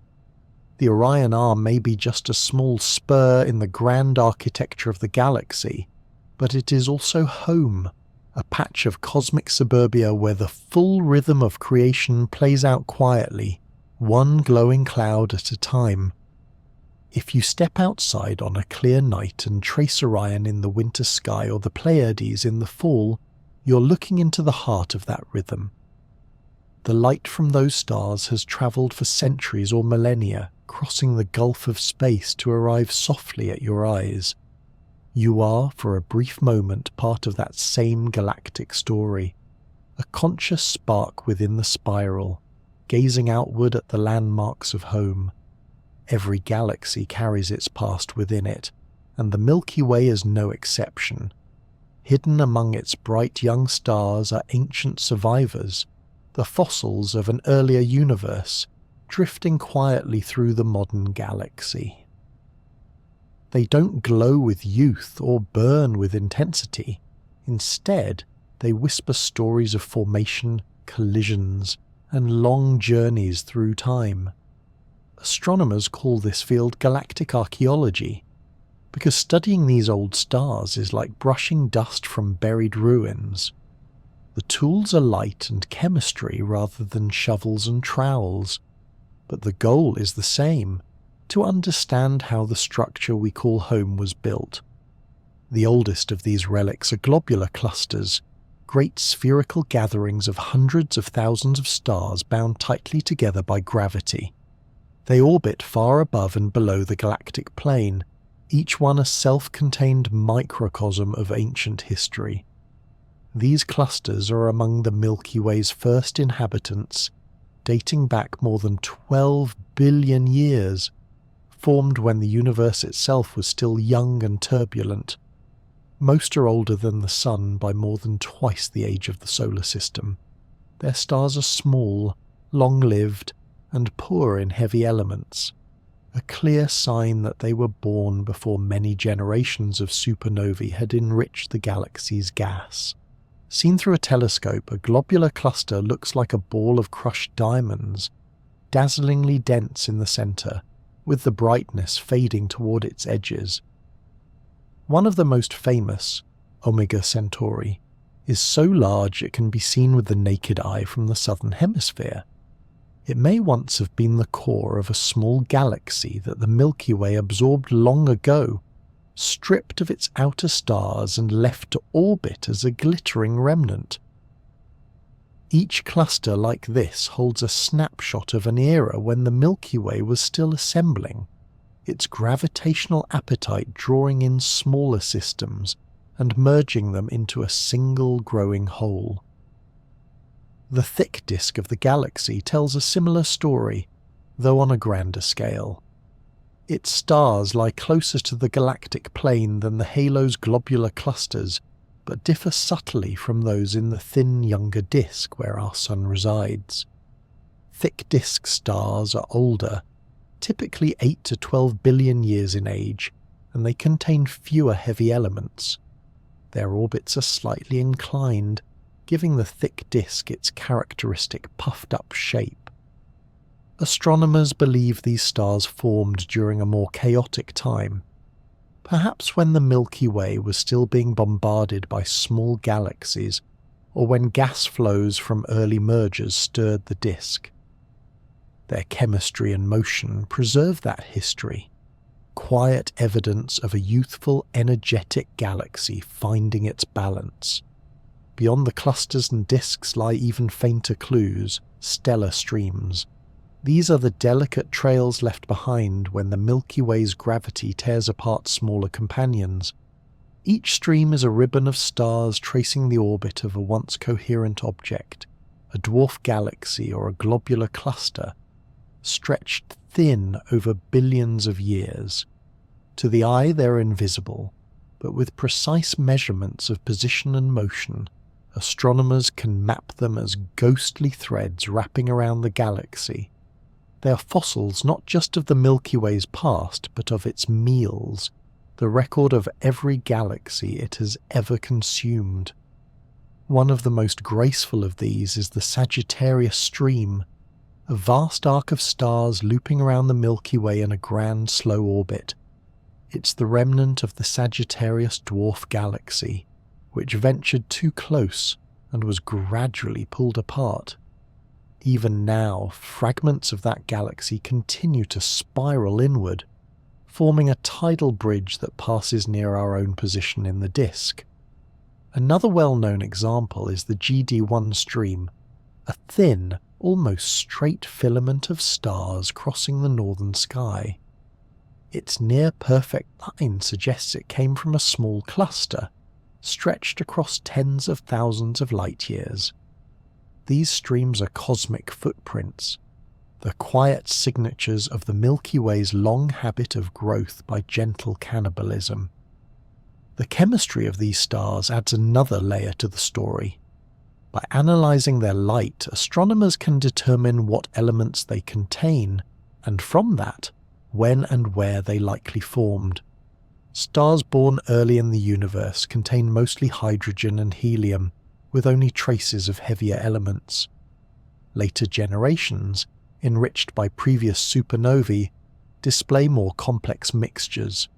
When we find a stream of stars all sharing the same unusual chemical fingerprint, we can often trace it back to its origin, identifying which long-lost galaxy it once belonged to. In this way, the Milky Way's outskirts become a museum of stellar relics, each with its own distinct label written in the language of light. Not all fossils are found far from home. Even near the Sun there are stars that don't quite fit in. Ancient wanderers from earlier epochs, moving on inclined orbits that hint at distant origins. Some are part of long-disrupted systems, while others were born in the Milky Way's own halo before the disk fully settled. Their presence reminds us that the galaxy is not static but layered, a blend of populations from many different times and places. What makes these ancient structures so valuable is their endurance. Globular clusters, for example, are remarkably stable. Their stars orbit the cluster's centre like bees around a hive, each influenced by the collective gravity of the whole. Over billions of years, internal encounters gradually smooth their energy distribution, allowing them to survive intact even as the galaxy's tides tug at them. The oldest among them have witnessed nearly the entire history of the Milky Way, from its first flashes of star formation to its present, mature spiral form. Studying them is like talking to elders who have never forgotten the beginning. The thick disk and stellar streams, meanwhile, tell of change and resilience. The thick disk formed during a time of upheaval, and now serves as the foundation upon which the thin disk rests.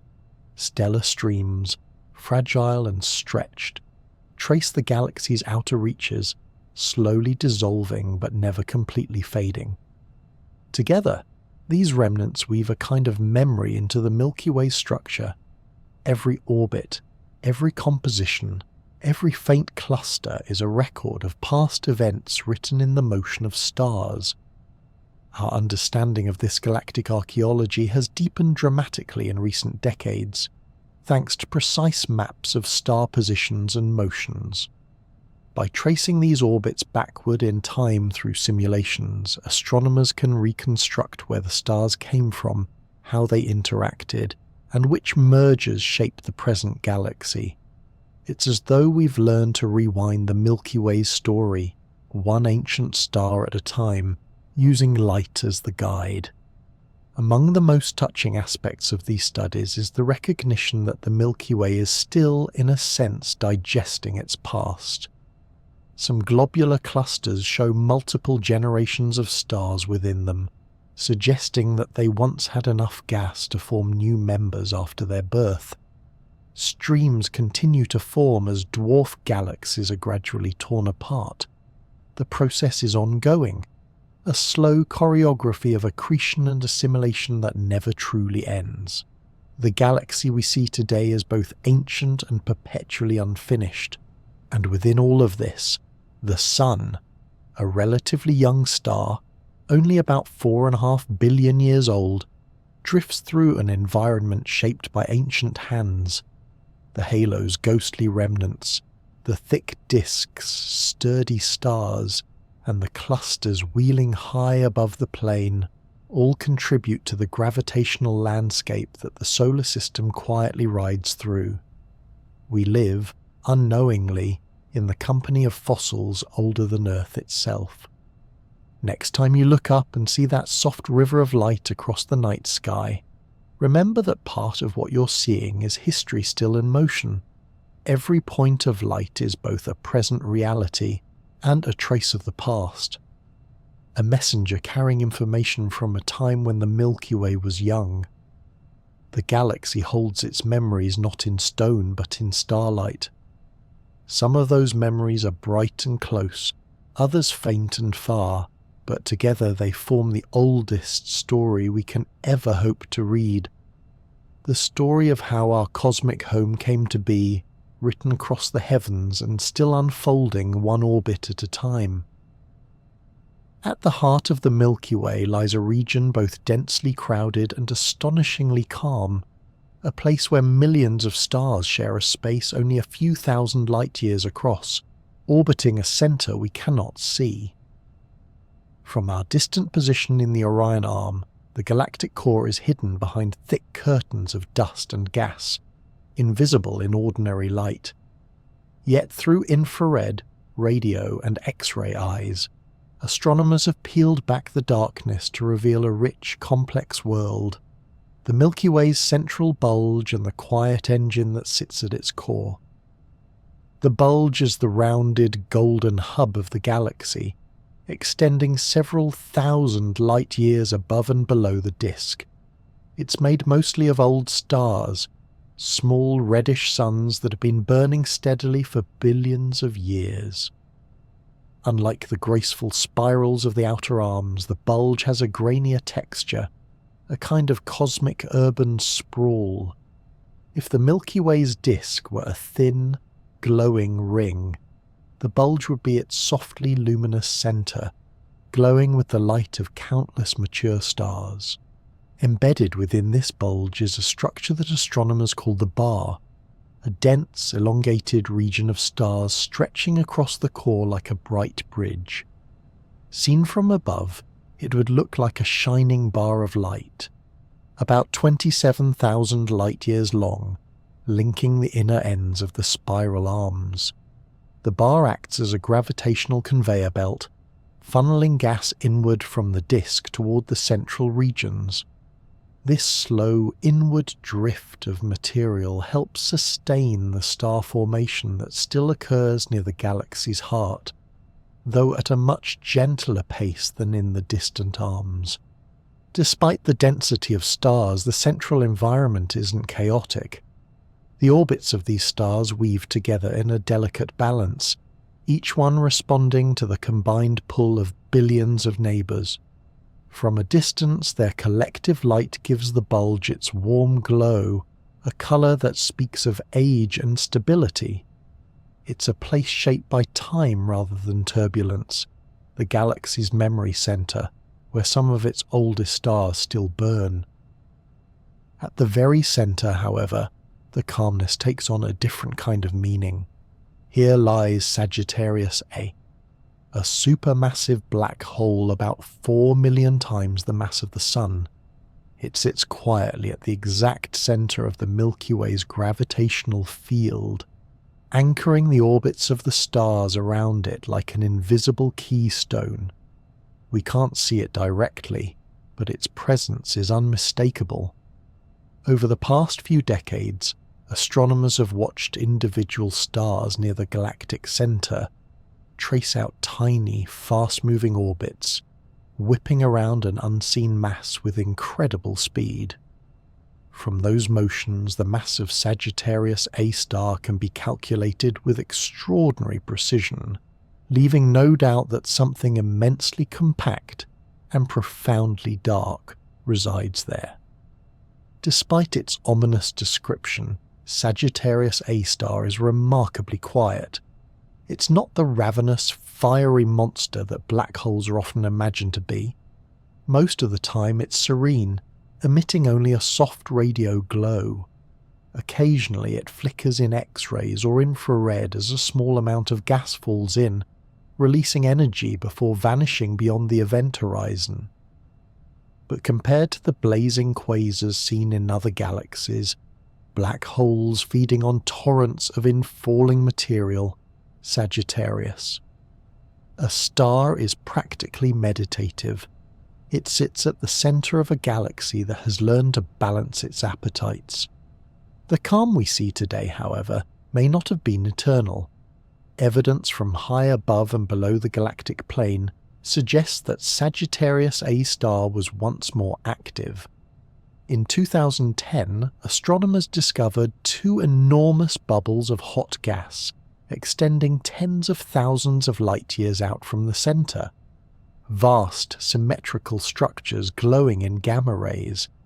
These Fermi bubbles, as they're known, are relics of an ancient outburst, likely caused by a burst of star formation or a past feeding episode of the black hole itself. They aren't signs of violence so much as echoes, gentle footprints of energy released long ago, now fading quietly into the halo.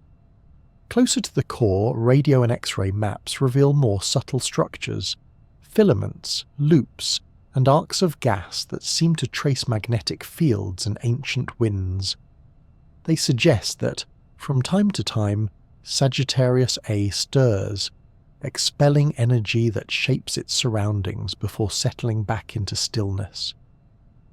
These outflows, though modest by cosmic standards, may play a role in regulating the flow of gas into the central regions, preventing runaway bursts of star formation and keeping the galaxy's heart in balance. The region around Sagittarius A star is crowded in every sense. Stars orbit at dizzying speeds, some circling the black hole in just a few years. Clouds of gas drift inward, heated and twisted by magnetic fields. Clusters of massive young stars inhabit the inner few light years, their winds carving small cavities in the surrounding medium. Yet even here, there's order within the density.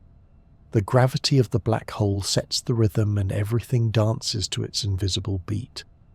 What makes this central environment so fascinating is how it ties the galaxy together. The bar funnels gas toward the core. The bulge preserves the memory of the galaxy's youth.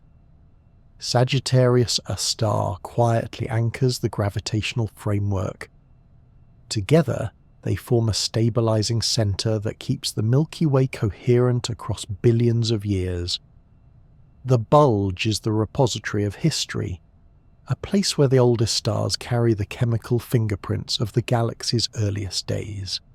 The bar, by contrast, is the engine of slow change, guiding material inward and helping the galaxy evolve. And the black hole at the heart, though silent, acts as the final anchor, the mass that ensures everything else stays in motion, not chaos. It's easy to think of the galactic center as a place of danger or mystery, but it's also a place of profound stability. The stars near Sagittarius A star have orbited there for millions of years, tracing precise, repeating paths. The black hole itself, massive and unmovable, doesn't threaten the galaxy. It holds it together. Its gravity is a thread connecting every orbit in the disk, however distant. Without it, the Milky Way structure might drift apart over time, its rhythm disrupted. Our view of the center is filtered through dust, but technology now allows us to glimpse it more clearly than ever. The Event Horizon Telescope, a network of radio observatories around the globe, recently produced an image of Sagittarius, a star itself, a faint glowing ring surrounding a dark shadow. It's the first direct glimpse of our galaxy's own black hole, confirming decades of indirect evidence. What the image revealed was not drama, but serenity, a quiet swirl of energy, balanced and patient. That quietness may be the most striking thing about the galactic center. With so much mass, so much history, and so much potential for violence, it could easily be a storm, yet it isn't. It's a still point in the cosmic whirl, a place where gravity, light, and time come together in harmony. Every orbit, every beam of light, every wisp of gas moving through the Milky Way ultimately owes its stability to that calm heart. So, when you look up at the faint stripe of the Milky Way across the sky, know that all those stars are moving in obedience to an invisible anchor deep at the center. That unseen heart, the bulge, the bar, and the silent black hole, holds the galaxy in its quiet embrace. For billions of years it has watched the Milky Way spin and shimmer, not as a ruler, but as a patient witness to its own creation, a steady heartbeat in the vastness of the dark. If the Milky Way were a great ship sailing through the dark sea of the universe, it would not be travelling alone. Around it drift a small flotilla of companions, faint, irregular galaxies moving in quiet orbit, bound by the same gravity that keeps our own stars circling the centre. These satellites, some bright enough to see with the naked eye, and others so ghostly they were discovered only recently, tell a story about how the Milky Way interacts with its surroundings. They are not mere ornaments. They are part of the galaxy's growth, shaping its outer edges and leaving traces of their passing in long tidal streams of stars. The two largest and most famous of these companions are the Magellanic Clouds, the Large and Small Magellanic Clouds, visible from the southern hemisphere as hazy patches against the night sky. To the eye they seem almost like stray pieces of the Milky Way itself, torn off and left adrift. In truth, they are dwarf galaxies, each containing billions of stars, orbiting our own in a graceful slow dance. The Large Magellanic Cloud, or LMC, lies about 160,000 light-years away, while its smaller sibling, the SMC, is roughly 20,000 light-years farther. Together they move around the Milky Way in a loose pair, linked by streams of gas and shaped by mutual tides. These galaxies are irregular in form, their shapes distorted by gravitational encounters with one another and with the Milky Way. The LMC is slightly warped, a disk tilted toward us, while the SMC looks stretched and uneven, its gas drawn out into long filaments. Between them flows the Magellanic Bridge, a tenuous stream of hydrogen gas connecting the two, a direct sign of their interaction. Stretching far behind them is the Magellanic Stream, a trailing ribbon of gas that wraps almost halfway around the Milky Way. It's a reminder that galaxies, though vast, are not rigid objects. Gravity can pull and twist them gently over millions of years, reshaping their outlines as they orbit. The Magellanic Clouds are active, lively systems. The LMC contains regions of intense star formation, including the Tarantula Nebula, one of the most energetic stellar nurseries in the entire local group. Within it, massive young stars pour radiation into the surrounding gas, lighting it up like a cosmic storm.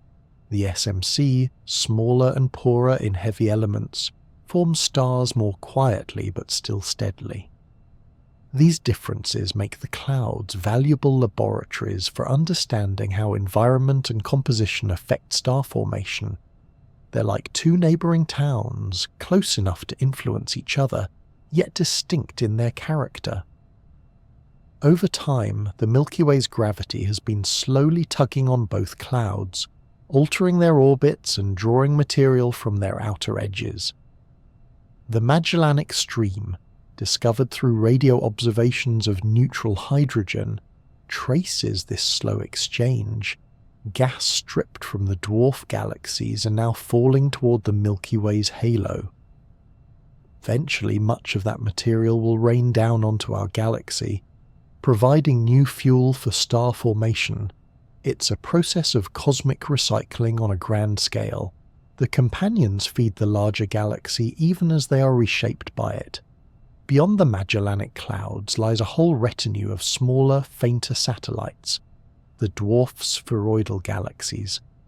They are subtle presences, dim and diffuse, often containing only a few million stars each. Some, like the Fornax and Sculptor dwarfs, are moderately bright and well-defined. Others, such as Draco or Ursa Minor, are so faint they are almost invisible even through telescopes. These tiny galaxies are among the most dark matter-rich objects known. They are few luminous stars held together by massive halos of invisible material. They drift around the Milky Way in elongated orbits, reminders that galaxies come in all sizes, from grand spirals to near-transparent whispers of starlight. Recent surveys have revealed that many of these dwarf companions form a loose plane around the Milky Way, a kind of flattened distribution rather than a random swarm. Whether this pattern is coincidence or the result of shared history is still debated. It may hint that some of these dwarfs arrived together, fragments of a larger system captured long ago. Their positions and motions hold clues to how the Milky Way has grown, hinting at a history of gentle accretion, not by violent collisions but by steady gathering of smaller galaxies. These satellites do more than simply orbit. Their gravity interacts with ours, pulling faint ripples through the Milky Way's outer disk. Over time, these tidal influences have likely contributed to the galaxy's warped edges. That slight bend in the outer plane seen in radio maps of hydrogen gas. The LMC in particular, being both massive and relatively close, exerts a measurable tug on our galaxy. Its pull may even cause the Milky Way itself to wobble slightly as both orbit their shared centre of mass. On scales this large, motion becomes a dialogue rather than a command. Galaxies respond to each other in slow, graceful negotiations that take hundreds of millions of years to complete. The outer halo of the Milky Way is filled with evidence of these interactions. Streams of stars drawn out from past companions, arcs of gas shaped by long tidal encounters. The Sagittarius dwarf galaxy, for instance, is currently being shredded as it passes through the Milky Way's outskirts, leaving a looping trail of stars that encircles us. Over time, that stream will blend into the halo, its origin detectable only through subtle differences in the chemistry and motion of its stars. What we see as a smooth distribution of light is, in reality, a living record of countless small mergers and tidal events, each one contributing to the galaxy's slow evolution. Even as the Milky Way shapes its companions, they, in turn, shape it.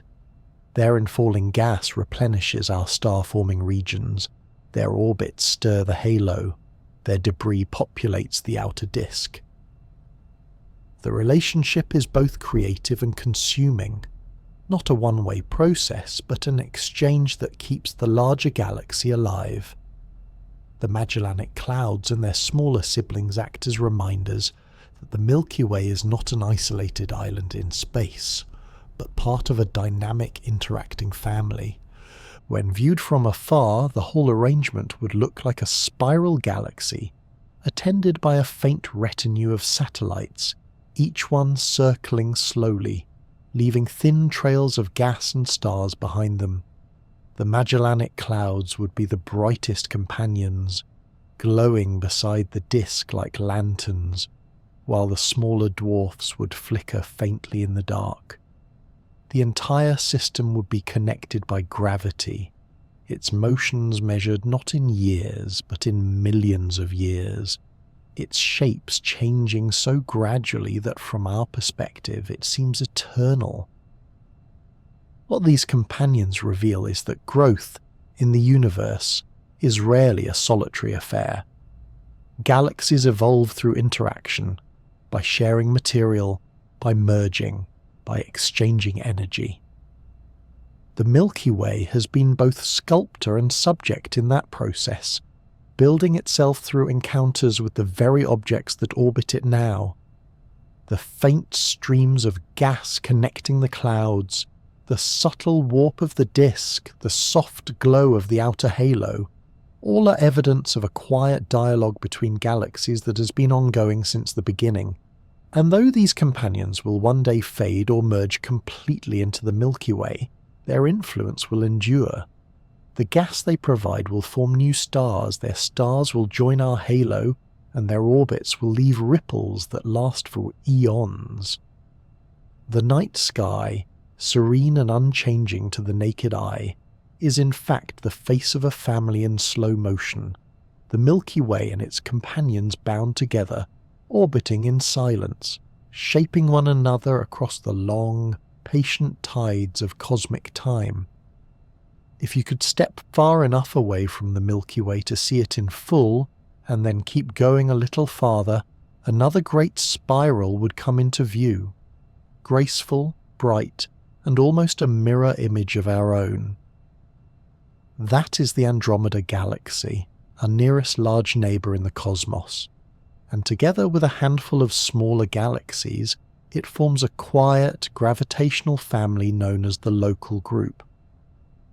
This is our galactic neighbourhood, a small collection of islands in an ocean of space, bound together by their shared gravity, drifting through the larger cosmic void. The Local Group is not crowded by human standards.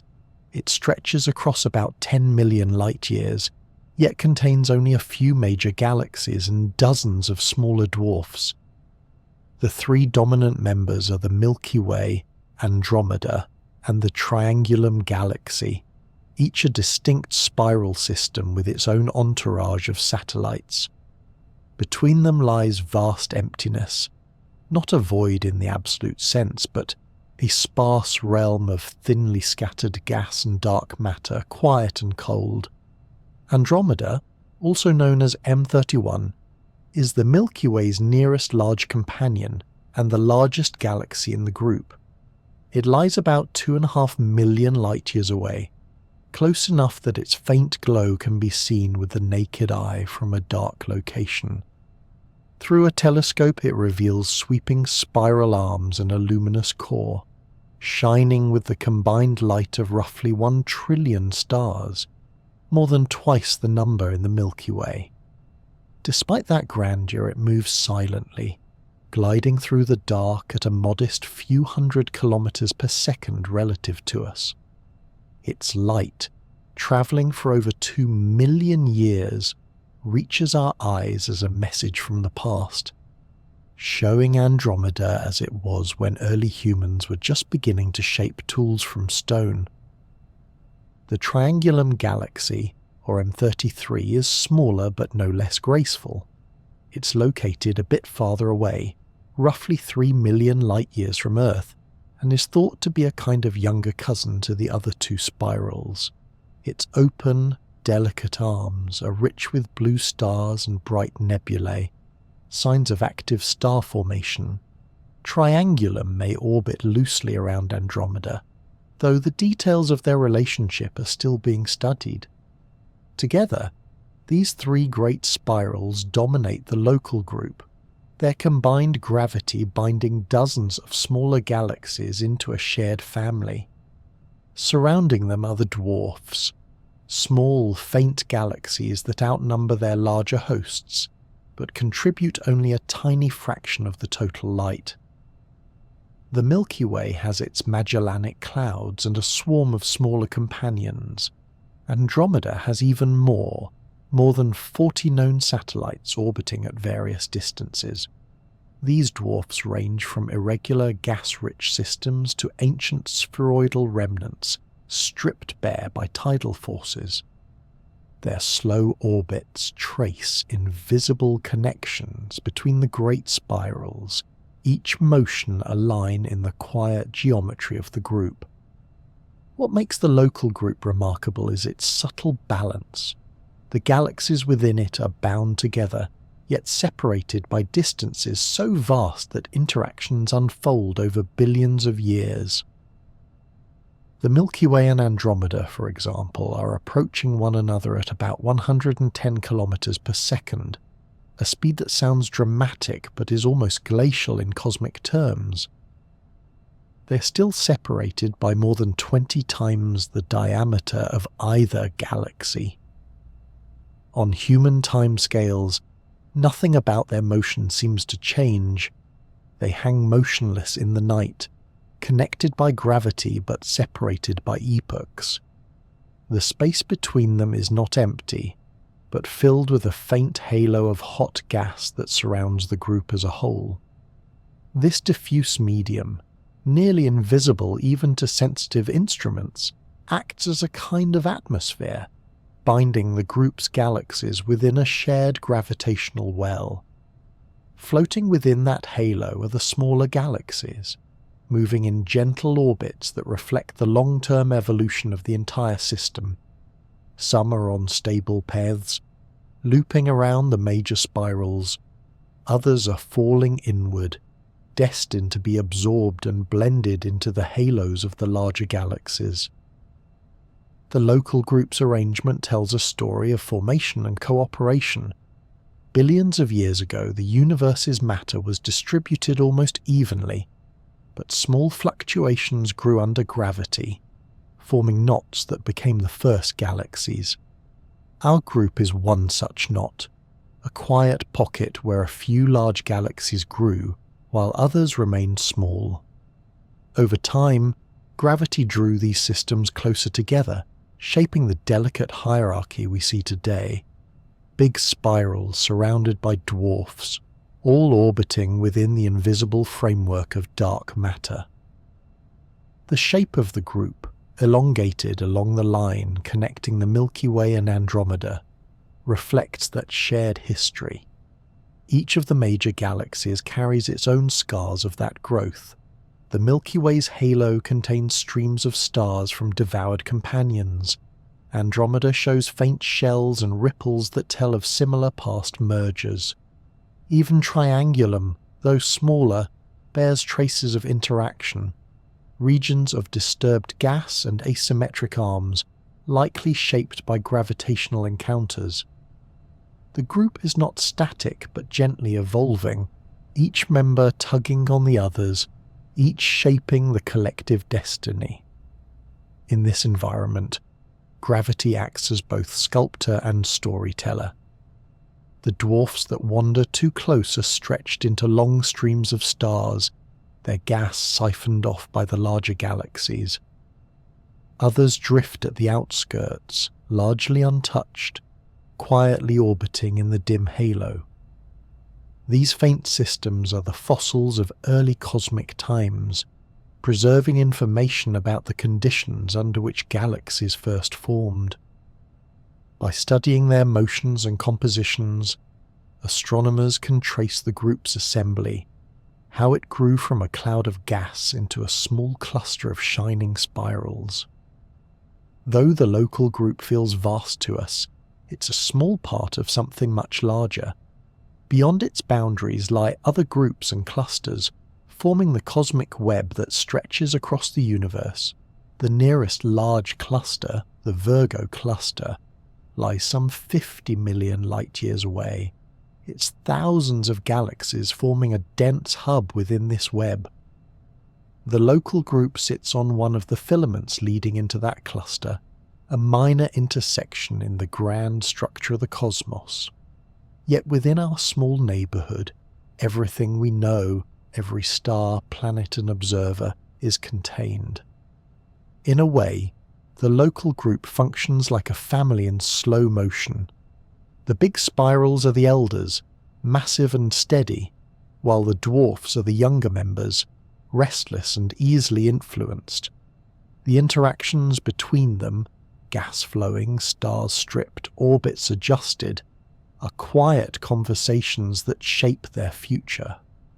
Even the void between them has a role, acting as both distance and connection, giving each galaxy room to evolve while keeping them within reach of one another's gravity.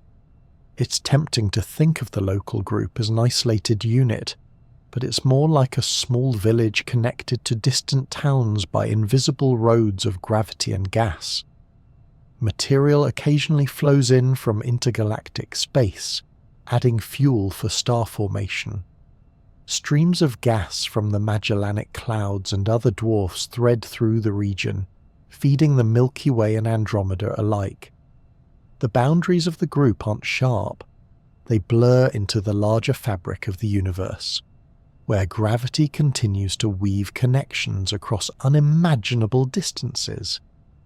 Seen from a faraway vantage point, the local group would appear as three glowing spirals encircled by tiny companions, drifting together through the darkness.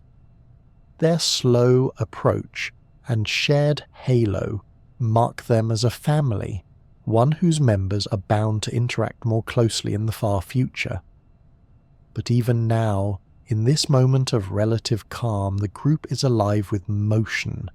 Stars orbiting, gas flowing, galaxies circling one another in a dance so slow that no eye can see it unfold. Every night sky you've ever looked at is just one small view from inside this family. The Milky Way's stars, the faint glow of Andromeda, even the small galaxies seen through telescopes, they're all part of the same gentle system, held together by gravity's invisible threads. The local group is our cosmic neighborhood, not crowded, not quiet, but perfectly balanced, a serene gathering of galaxies drifting together through time, each carrying the light of its own history, yet sharing in the same vast, silent motion. For most of history, people could only wonder if other worlds existed beyond the solar system. The night sky seemed filled with possibilities, stars that might host planets, planets that might host life, but for centuries it was all speculation. Then, in the late 20th century, the quiet turned into revelation. Telescopes began to catch the faint dimming of stars as unseen worlds crossed their faces. Subtle wobbles in starlight betrayed the pull of orbiting companions. Within a few decades, thousands of planets were discovered, and what was once a philosophical question became an ordinary fact of astronomy. The Milky Way is full of worlds. The numbers are staggering. On average, nearly every star in the galaxy has at least one planet. Some have entire systems, intricate family of rocky and gaseous worlds orbiting in complex rhythms. Others have single lonely planets circling close to their host, or drifting farther out in cold darkness. With over 100 billion stars in the Milky Way, that means there are likely hundreds of billions of planets as well, perhaps more. The galaxy, it turns out, is not just a sea of starlight but an ocean of worlds. Most of these planets orbit the kinds of stars that fill the Milky Way's disk. Stable, middle-aged suns like our own, or smaller, cooler red dwarfs that make up the majority of the galaxy's population. Around massive, short-lived stars, planets have little time to form before their hosts burn out. But around quieter, long-lived stars, nature seems to be prolific. Even the smallest and faintest suns can host planets, some of them rocky and Earth-sized, others shrouded in thick atmospheres.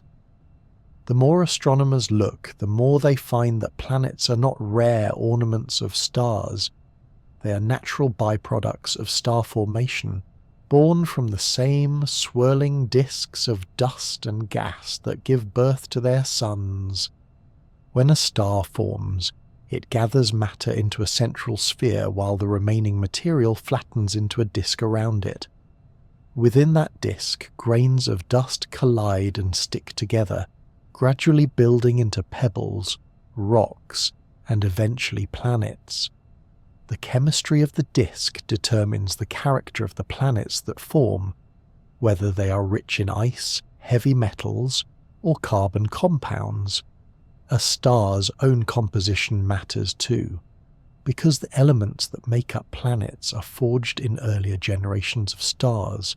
In a sense, every world carries the fingerprints of stellar ancestry. The Milky Way's metallicity, the abundance of elements heavier than helium, changes across its disk. The inner regions, closer to the galactic center, tend to have stars richer in heavy elements, while the outer reaches are more pristine, with stars containing fewer metals. This gradient subtly shapes the kinds of planets that appear. Metal-rich stars are more likely to host gas giants, the kind of massive planets that form when solid cores quickly accumulate gas from the protoplanetary disk. Metal-poor stars, on the other hand, tend to produce smaller, rockier worlds. This quiet variation across the galaxy gives rise to a kind of cosmic diversity. Planetary systems sculpted not just by their stars but by their neighborhoods. Many of the planets discovered so far orbit close to their stars, far closer than Mercury is to the Sun. This isn't because such systems are common, though they may be, but because they're easier to detect. Yet as telescopes improve, astronomers are finding more planets in wider orbits, and even free-floating planets that have been ejected from their systems altogether. The variety is astonishing. Some planets orbit 2 suns at once. Others trace elongated paths that take them from blazing heat to freezing cold, and some are so massive they blur the line between planet and brown dwarf. The Milky Way's planetary zoo is filled with surprises, and every year brings more. Among all these worlds, the question naturally arises, where could life exist? Astronomers approach that question gently, aware of its weight and its uncertainty. The idea of a habitable zone, the distance from a star where liquid water could exist on a planet's surface, offers a starting point, but it's a simplification. Habitability depends on far more than distance. A planet's atmosphere, composition, and magnetic field all play crucial roles. Some worlds may be habitable beneath thick ice or deep within oceans. Others might lose their atmospheres entirely under harsh radiation. The concept is less a strict rule than a gentle guideline, a way of sketching possibilities rather than drawing borders. Zooming out, astronomers sometimes speak of a galactic habitable zone, a region within the Milky Way where conditions might be most favourable for complex life to arise. The inner galaxy, rich in heavy elements, offers the raw materials for rocky planets, but also poses dangers: supernova, gamma-ray bursts, and dense star fields that can disturb planetary systems. The far outer regions are calmer but poorer in metals, making planet formation less efficient. Somewhere between lies a middle ground, a broad, temperate region of the galaxy where stars like the Sun thrive. The solar system sits comfortably within it, but the idea is not meant as cosmic favoritism. It's simply an observation of balance. Life, if it exists elsewhere, could easily thrive under very different circumstances. Radiation plays a delicate role in this equation. Every star emits light and energy, but also more volatile forms: ultraviolet rays, solar flares, and cosmic particles. Too much radiation can strip a planet's atmosphere or sterilize its surface. Too little, and chemistry stagnates. The quiet stability of a star becomes a gift to its planets, allowing them to evolve in relative peace. Our own sun is a mild-mannered example, active enough to sustain magnetism and auroras, but calm enough to nurture life. In contrast, many red dwarfs, though long-lived, flare frequently, bathing their planets in bursts of radiation that could challenge any potential biosphere. Yet even there, nature seems adaptable.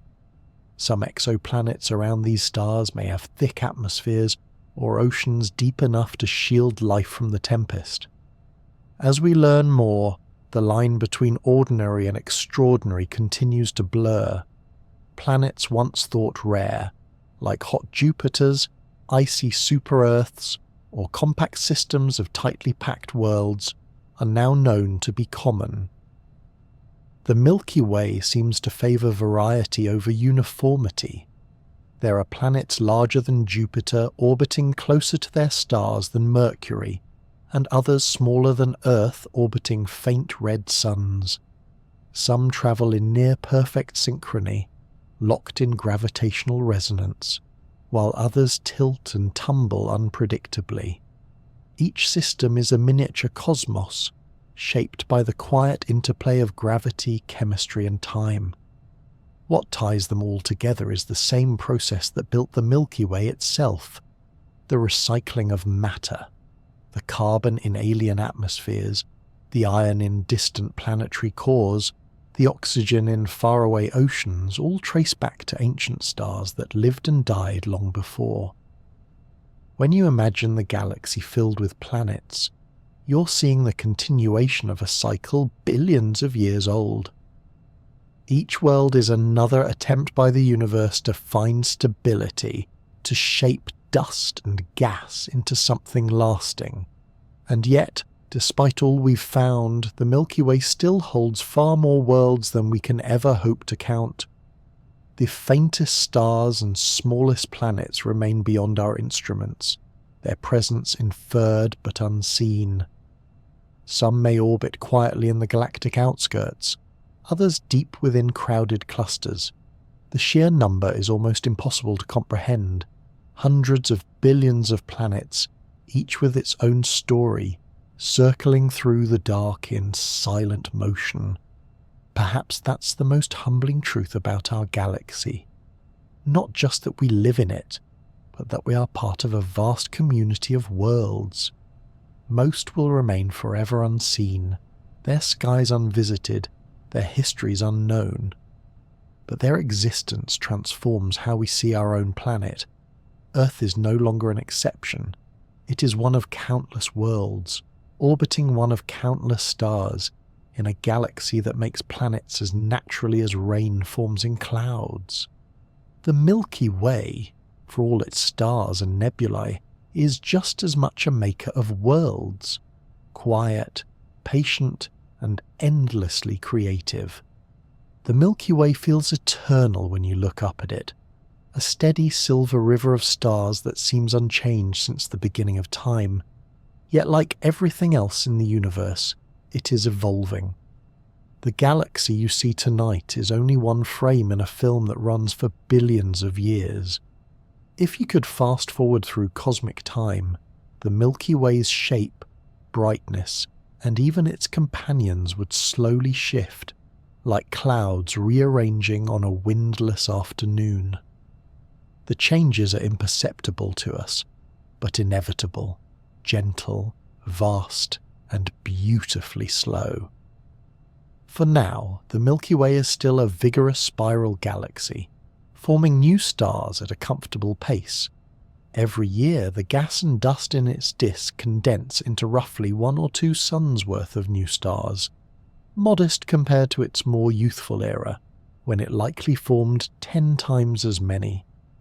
The rate has been declining for billions of years, not through any sudden event but through quiet consumption. As the galaxy converts its remaining gas into stars, the reservoir diminishes. Supernovae and stellar winds return some material to space, but the balance leans toward gradual depletion. The Milky Way is slowly running out of the raw ingredients for star making, aging gracefully rather than dramatically. In the far future, the galaxy's spiral arms will still shimmer with patches of star formation, but those bright nurseries will become rarer and more isolated. The great clouds of hydrogen that now fill the disk will thin and fade, leaving behind a calmer population of long-lived stars. The red dwarfs and orange suns that burn for trillions of years.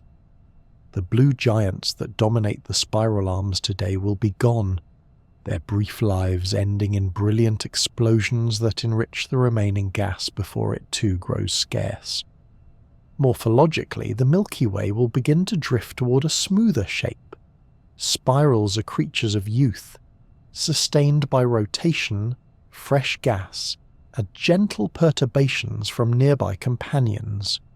Over time, as star formation slows and the gas settles, the crisp arms will lose contrast, fading into a hazy disk.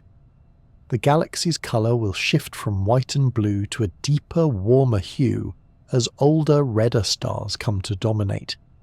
Eventually, the Milky Way will look more like a soft-edged lenticular galaxy. Not dead, but resting.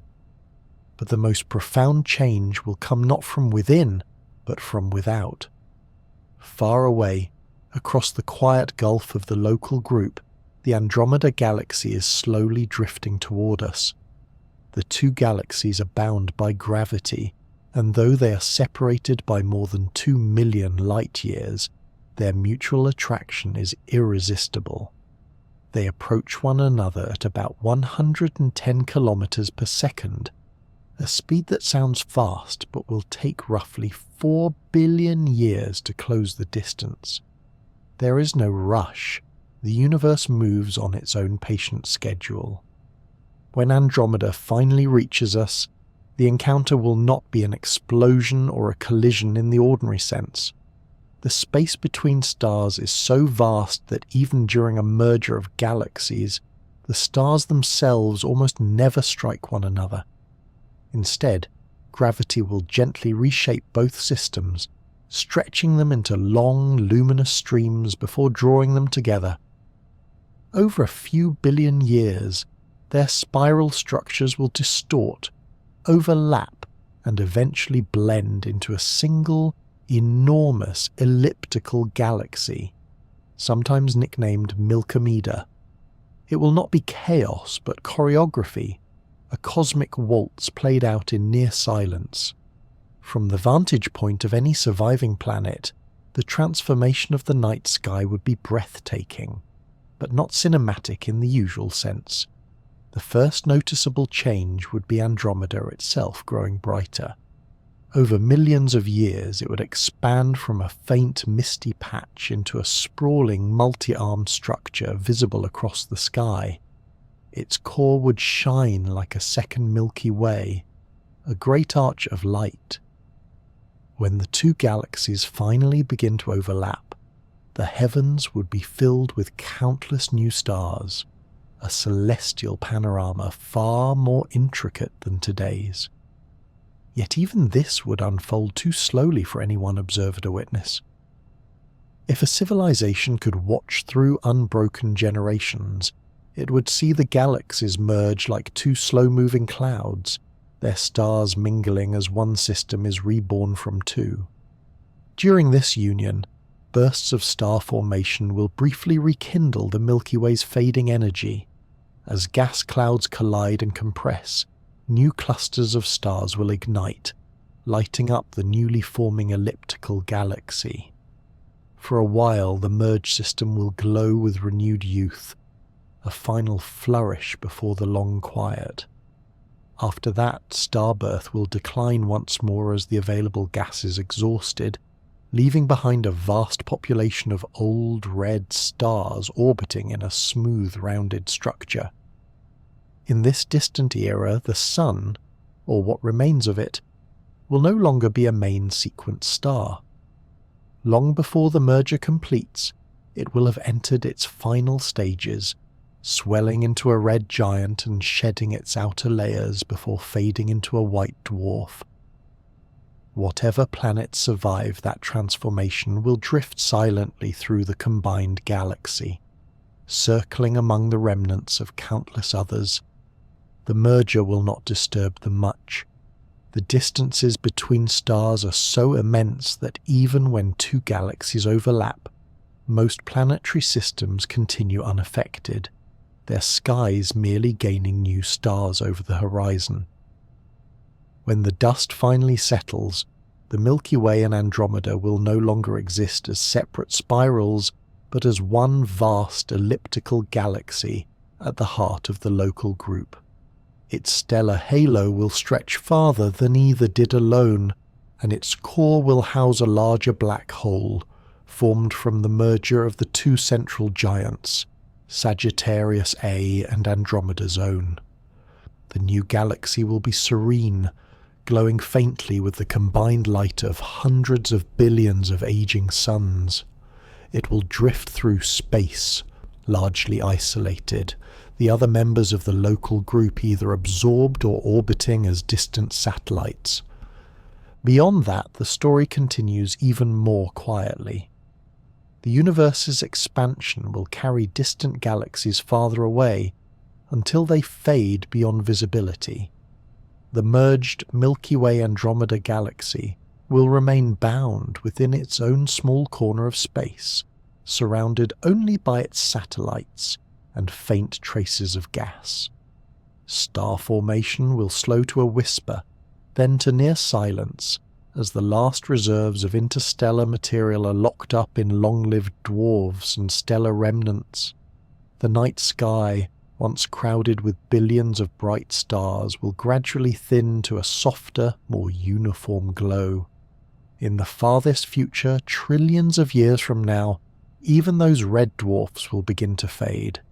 The galaxy will grow darker and cooler, filled mostly with white dwarfs, neutron stars and black holes, the quiet end states of stellar evolution. The once vivid Milky Way will have become a galaxy of embers, a serene collection of cosmic fossils still orbiting under the steady rule of gravity. Nothing catastrophic, nothing abrupt, just a slow unwinding towards stillness. If there are observers somewhere in that distant time, perhaps not human, perhaps not biological, their sky will still tell a story. They might see the faint glow of ancient stars and feel the gravitational presence of the massive core that holds their galaxy together. They might notice that beyond their horizon, the rest of the universe has slipped away, leaving only their island of light in the dark. For them, the cosmos will seem timeless, just as it does to us now. And yet, that timelessness is the illusion of long patience. The Milky Way is alive in slow motion, changing shape, merging, evolving, and finally resting. It is a reminder that permanence in the universe is always temporary, but beauty endures even as form changes. The same gravity that once spun our galaxy into spirals will one day shape its calm future. The same starlight that shines tonight will travel on, crossing eons and distances, carrying the memory of a galaxy that, for a while, glittered brightly in the dark. Above you, the Milky Way still stretches like a faint misty river across the night sky. It's easy to think of it as still and silent, but behind that calm shimmer lies a living structure, a spiral of stars and dust and time, drifting through the dark with a grace that no photograph can quite capture. You've now travelled through that galaxy, not in light years, but in thought. And perhaps it's time to let the journey slow, the stars fade to embers, and the quiet take over. The Milky Way begins with perspective. The thin arch you see from Earth is only the edge of a grand spiral disk. From our small corner in the Orion Arm, we sit between two major spiral arms, inside a modest spur of light, close enough to see the pattern, yet far enough to admire it. Every point of that pale band is another sun, and around many of those suns, worlds spin quietly through space. Its name, the Milky Way, came long before we knew what it truly was, a name born of wonder rather than knowledge. Early observers saw only the soft glow of countless stars blurred together, a luminous fog in the heavens. With telescopes, that fog resolved into thousands of distinct points, each one another star, each one part of a structure far beyond imagination. From story to science, the Milky Way transformed, but the awe remained the same. The galaxy's shape is a balanced harmony of form and motion, a central bulge surrounded by a thin rotating disk and wrapped in a vast halo of stars and dark matter. Its spiral arms are not solid objects, but patterns, waves of density moving through the disk, guiding star formation like ripples in a pond. From within, we glimpse its beauty only indirectly, tracing its structure through light and gas and motion. It formed long ago through mergers and collapse when smaller fragments of matter coalesced into something grander. The Milky Way grew by accretion, a gathering of ancient stars and clouds stitched together over billions of years. The chemical gradients of its stars, the orbits of its clusters, all carry faint memories of that assembly. Between those stars drifts the interstellar medium, a quiet weather of gas, dust and magnetism. Cold molecular clouds condense into star-forming regions. Warmer gas fills the spaces between. Faint dust grains scatter light, dimming the stars and reddening their glow. These particles, so small they could rest invisibly on a fingertip, are the seeds of planets and the filters of starlight. Out of that dust, new stars are born, bright, brief, and transformative. They form in clusters, live for millions or billions of years depending on their mass, and return their elements to space when they die. Supernovae and stellar winds enrich the galaxy, ensuring that each new generation of stars and planets begins with a richer palette of elements than the last. The Milky Way's story is a cycle, not a line, a breathing pattern written in hydrogen and light. The motions of stars and gas reveal more than the eye can see. The outer parts of the galaxy rotate faster than expected, refusing to slow down as visible matter thins out. That quiet discrepancy points to something unseen, a vast halo of dark matter, invisible yet dominant, holding the Milky Way together. Gravity whispers through it, shaping every orbit, every rotation, every subtle balance. We've learned to observe the galaxy across the full spectrum of light, radio waves tracing cold hydrogen, infrared unveiling hidden stars, ultraviolet showing where new ones are born, and X-rays exposing the hot and the violent. Each wavelength offers a new sense, a new way of listening to the galaxy's rhythms. Together they reveal a system far more intricate and serene than any single image could capture. Within our own spiral arm, close to home, we find the Orion and Carina regions, vast laboratories of creation and destruction. There, young stars ignite in glowing nebulae, their light sculpting dust into pillars and arcs. The nearby Pleiades cluster shows a calmer aftermath, where young suns drift free, their birth clouds fading behind them. Every part of this arm, our local spur, reflects one stage of the galactic life cycle, playing out in miniature. Beyond these bright places lie the fossils of older times, globular clusters and stellar streams, relics from the galaxy's youth. Their ancient stars, low in heavy elements, move on orbits that trace the earliest architecture of the Milky Way. Some were once independent galaxies, drawn in and gently torn apart. Their light carries the memory of assembly, a record of how order emerged from chaos. At the very centre, hidden behind thick curtains of dust, lies the bulge and its patient heart, Sagittarius, a star, a supermassive black hole 4 million times the mass of the Sun. Around it, stars orbit at dizzying speed, yet the core itself remains remarkably calm. Occasionally faint flares escape from the accretion of nearby gas, but most of the time it is silent, a gravitational anchor holding the galaxy in place. Orbiting far from this calm heart are our companions, the Magellanic Clouds and dozens of smaller dwarf galaxies, each one tugging gently on the Milky Way's outer edges.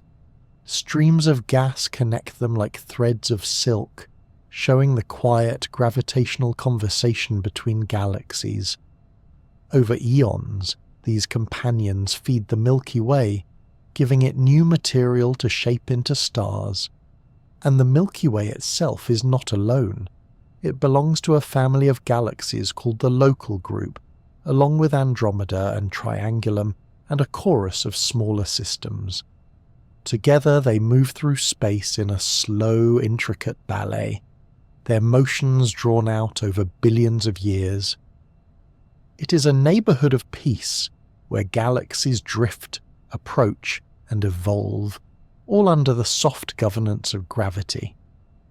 Within this broad disk of stars, planets abound, more than we could ever count. Around nearly every star, worlds form and orbit, each one unique in its chemistry and history. Some may be barren, others cloaked in cloud or ice, a few perhaps temperate and calm. Together they make the galaxy a place not just of stars but of possibilities, a cosmic garden whose seeds are scattered everywhere. In the distant future, the Milky Way's slow transformation will continue. Its spiral arms will fade, its star formation will wane, and one day it will meet Andromeda in a long, quiet union. No chaos, no explosion, just a merging of light into a single, graceful form. Even then, it will remain beautiful. A single elliptical galaxy drifting through the dark, glowing softly with the light of ancient suns. And now the journey winds back to where it began, that river of starlight stretching across a quiet sky. You are standing on one of its many worlds, looking up from a small patch of dust and ocean, watching the light of distant stars that began its journey tens of thousands of years ago. Those photons have crossed clouds of gas, slipped between clusters, and finally reached your eyes, tiny messengers of a vast and patient universe. So let your thoughts drift with them. Imagine each breath aligning with the slow rhythm of the galaxy, expansion, contraction, stillness. Let the scale of it bring calm rather than distance. The Milky Way is not something outside of you. It's the place you belong to, the quiet system of which you're a part. Every atom in you was once forged in its stars, carried through space and gathered again into thought and breath. As you close your eyes, the galaxy keeps turning. Its stars continue their ancient paths. Its light continues to flow across the void. Somewhere, on another world, orbiting another sun, someone might one day look up and see the same pale arch and feel the same quiet wonder. The Milky Way endures, vast, serene, and softly luminous, a cosmic lullaby written in starlight.